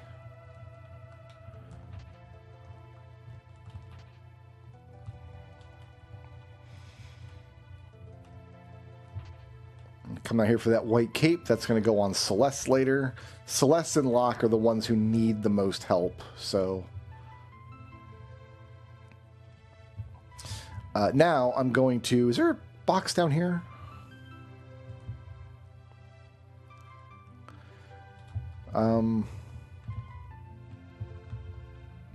Throw away this scrap of paper. It's gone. Beautiful. The purpose of that scrap of paper is we're in a scene that we're not going to see. All the characters are sitting around that table kind of planning out their next move. We're not going to see that scene. We're going to see a different scene instead, where a guy like...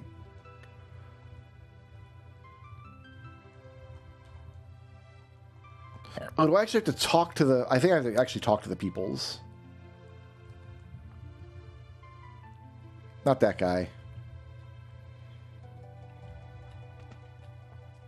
See, aren't you glad I put sprint shoes on her? I was fooled into thinking Aranea was alive because, like, she was in the inn scene. She climbed into bed.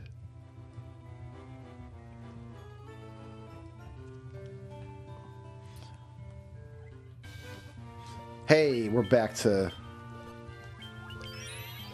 We're back to good graces now. Excellent. Let's go buy some fires. Let's go kill some Astos.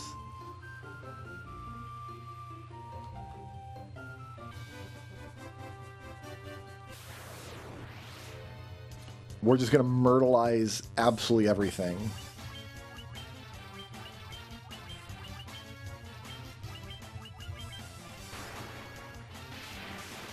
And as we level up, these spells will only get more and more and more powerful because int scaling works in this version. Woo! Every time you see intelligence increased up there, that means one of the mages gets a little bit more, just a little more bomb diggity. Let's get fire for you. Let's get fire for you. And I'm broke now. That's great. We're not going to be broke for long, though.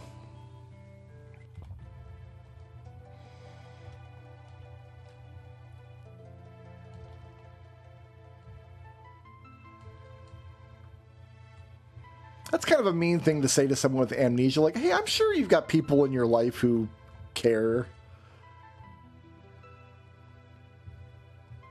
Like, maybe she doesn't. You don't know. You don't know what's up.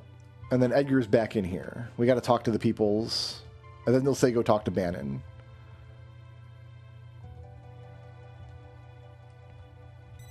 I do want to drop the save, though, because if I screw this up, it cannot be fixed. So if I screw this up, I've got to reset.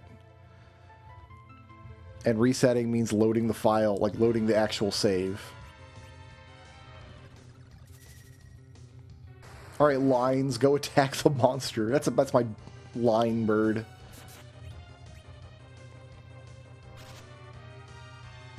So Cecil can tank those hits. And Rydia is doing okay on her health, so Rydia can eat a few of them. Edward's just a liability in this fight. There's no reason to bring Edward out.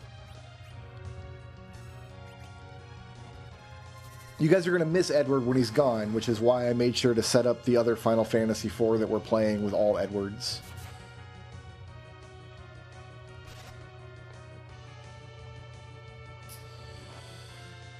And then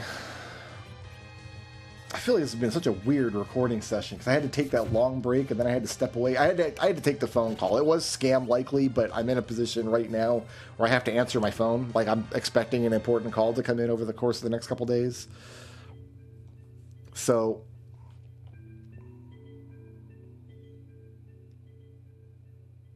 Cloud just agrees to this immediately. Like, oh yeah, a date. That sounds great. I would never agree to that. If I offered a service to a woman and she's like, I'll go out with you, I'd be like, no. Money, please.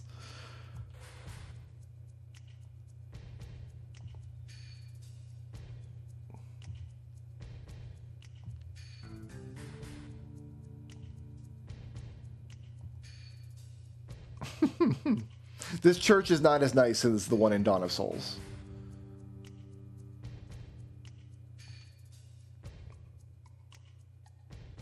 Is it going to give me a chance to equip some materia onto her?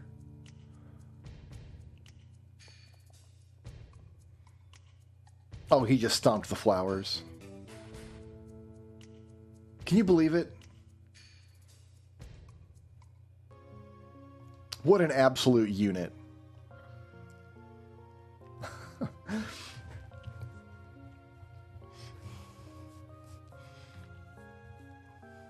It's always really jarring to me when my phone goes off, but I care about Final Fantasy so much.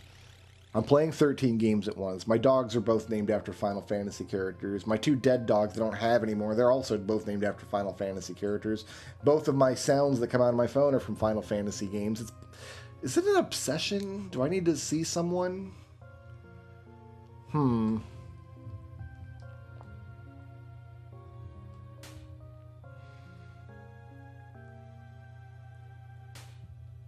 After you've been recording for a while in this series, because usually when I'm recording a Let's Play series or something, there's good stopping points, right? I'd be like, okay, I've been recording for a couple of hours. Now after I complete this next task, it's a good idea to stop the recording, take a breather, get the editing bay loaded up, right? Okay, you can mute Forest. That's fine with me.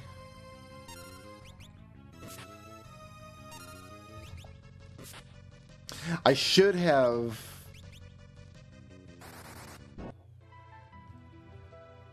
Yeah, I should have switched Galuf to Black Mage for that fight. No. Make sure you say no. Don't push the button an extra time, because if you push the button an extra time to try to get his text box, my sexy forest text box, to appear quicker, you'll accidentally click yes, and then you do get to see the scene where they're like, who threw my piece of paper away? It was right here. But if you say no to him several times, this scene triggers. The difference is, like, an NPC is going to run in and be like, oh, the Empire's stomping our nuts all over the place. Ah, we're dead. And then if you do the other scene, if you agree to help Bannon, they'll be like, here's your reward. And they give you an item called a gauntlet. And it's a great item. It lets you hold a weapon in both hands to double your damage output. It's a good weapon. Or it's a good relic, rather. But if you deny Bannon and see this version of the scene instead, the NPC gives you a Genji glove, which lets you equip 2 weapons at once, which is better than the gauntlet. I think. They do kind of split the difference. Like, they do both double your damage output, and they do both preclude the use of a shield, but the Genji glove has more utility later in the game where you care about different kinds of weapons that you're equipping.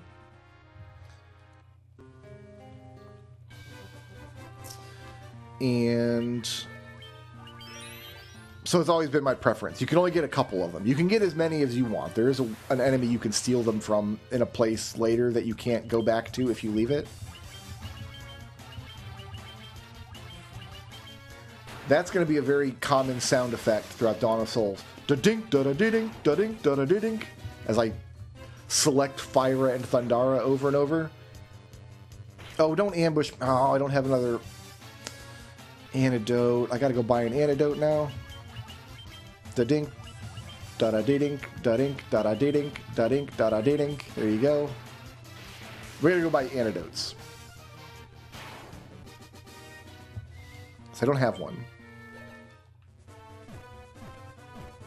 Oh no, I'm green and flashing. It's gross. Does this cure the poison? Please tell me this cures the poison. Is that what I'm going to name this episode? What are we, episode 6 now? It's going to be called Da Dink Da Da Dee Dink. In Final Fantasy III, that would not cure the poison, and in fact, it did not. Okay.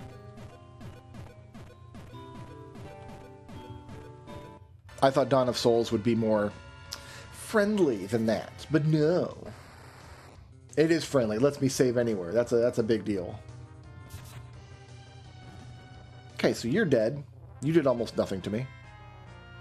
Edward gained a level, even though he's pissed off somewhere, like he ran off. Sand Ruby, that's a character check, but this is not the randomizer, so it's just always going to be Rosa.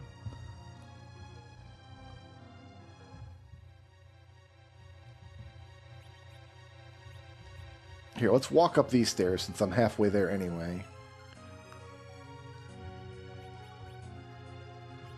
Oh, you didn't learn Warp yet. So we're just walking out. Great.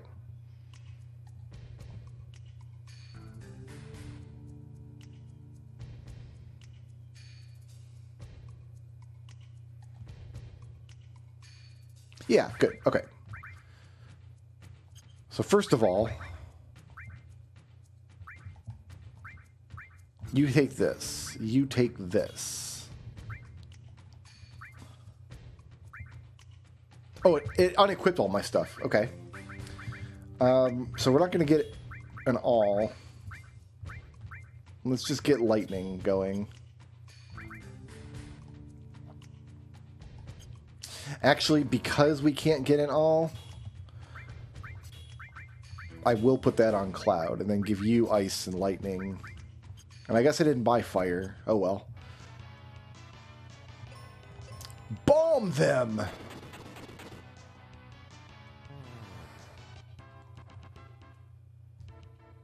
We needed the bomb anyway for this doorway.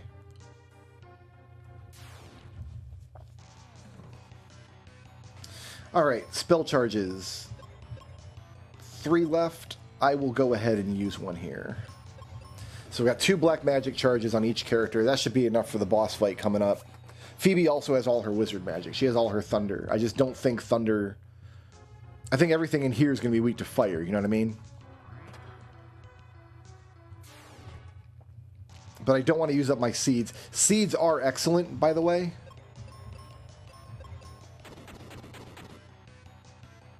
Yeah, see, if Phoebe had gone first, I think that Bomb might have taken out that turtle. But Benjamin's not that smart.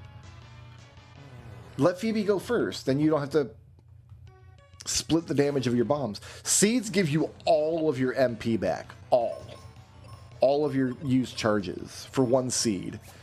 And when we get to Fireburg, we can buy hundreds. We can buy all the seeds we could ever want.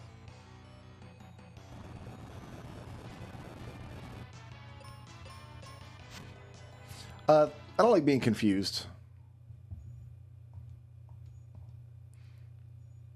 I'm confused as why Cypher is not, like, just chained up in a basement forever. Like, why do they give him any responsibility? Why was he... Like, he just got reprimanded today for injuring another student during a training session. A student who then required medical care for his head wound. But we're still going to put him in charge? Man, people who train and groom child soldiers sometimes don't make the best, most responsible decisions.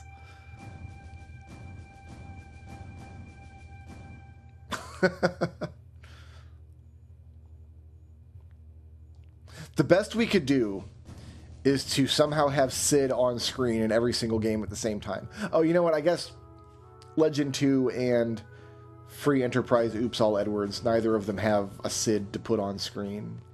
There's one character in Dawn of Souls who mentions a character named Sid. So it's not going to happen, but...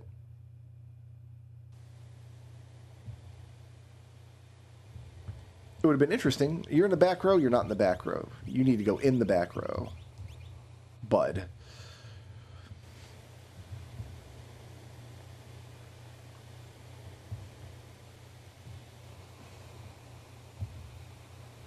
Alright, nobody commission Bannon while we're on the raft, please.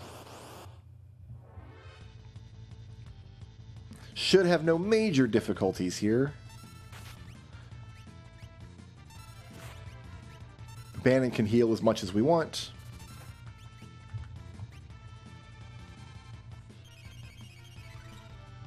This is like one of the strongest parties in the game. If you could use this party in the end game, if you could put Bannon in the party and just have him heal every round, be pretty crazy. Somebody would petrify him, and then the whole thing. And then if he does die, it is a game over, so you're not allowed to let him die. Okay, this party's probably... It's not very good. Also, it doesn't have Setzer. You need Setzer in any good party in Final Fantasy VI. Includes Setzer. Amazing character. S-tier character. I've done a Final Fantasy character tier list, and I'm pretty sure I put Setzer in the S-tier.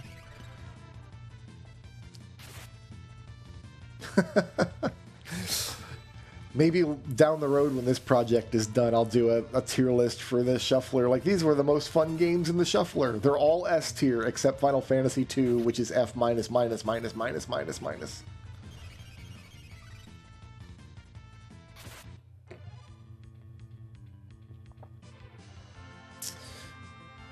Am I really that surprised that there are worms?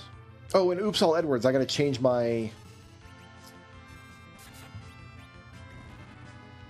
battle speed back before we do the next boss fight. Remind me, next time I go to Oops All Edwards. Oh, I should do that tonight, then. I should do that now. Because I'm also looking for, like, a smooth exit out of this recording session, and now I've just said something that I'm not going to remember at the start of the next recording session, so I better keep playing until we get to Oops All Edwards and then make that change.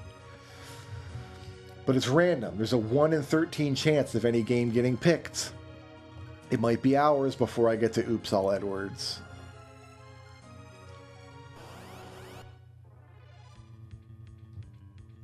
I hope it's not.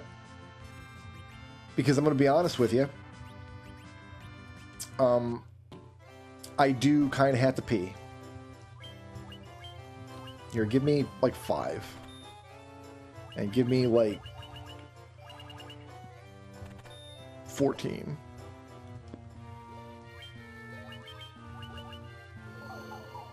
Fantastic. You know what? Go ahead and drink a potion too.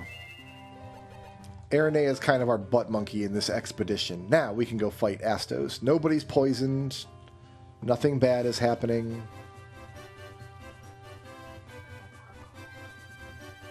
Lulu's out there barking. I don't know what's happening. Maybe the man with the hat walked by the house, still talking about Jesus. I don't know.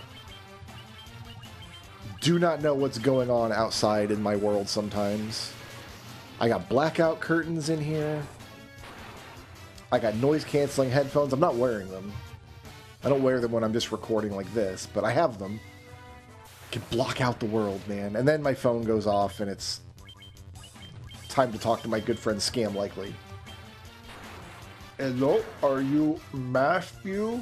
No, I'm not Matthew, thanks. All the Scam Likelies think I'm Matthew. I've got to do... I can't change the... I'm not going to get a menu opportunity. Great. So we got to do this boss fight at super... A longsword? Really? And it's the door? I've actually heard of a glitch here. If I hide... I've heard of this glitch. If you hide in this fight, the wall kills itself. Is that the case? It might take 6 hours, though, because also the angle on the wall does not quite match the angle on the floor, and that's upsetting to me. Here, you know what I'm going to do? We're going to soft reset. I'm going to take care of the battle speed, which just needs to happen. There, that's done. Now we can save. That's my exit. That's my exit out of Free Enterprise. Whew, that feels good. Thanks for watching, guys. Peace out. Sleep well. I hope Scam Likely doesn't ruin your life too much.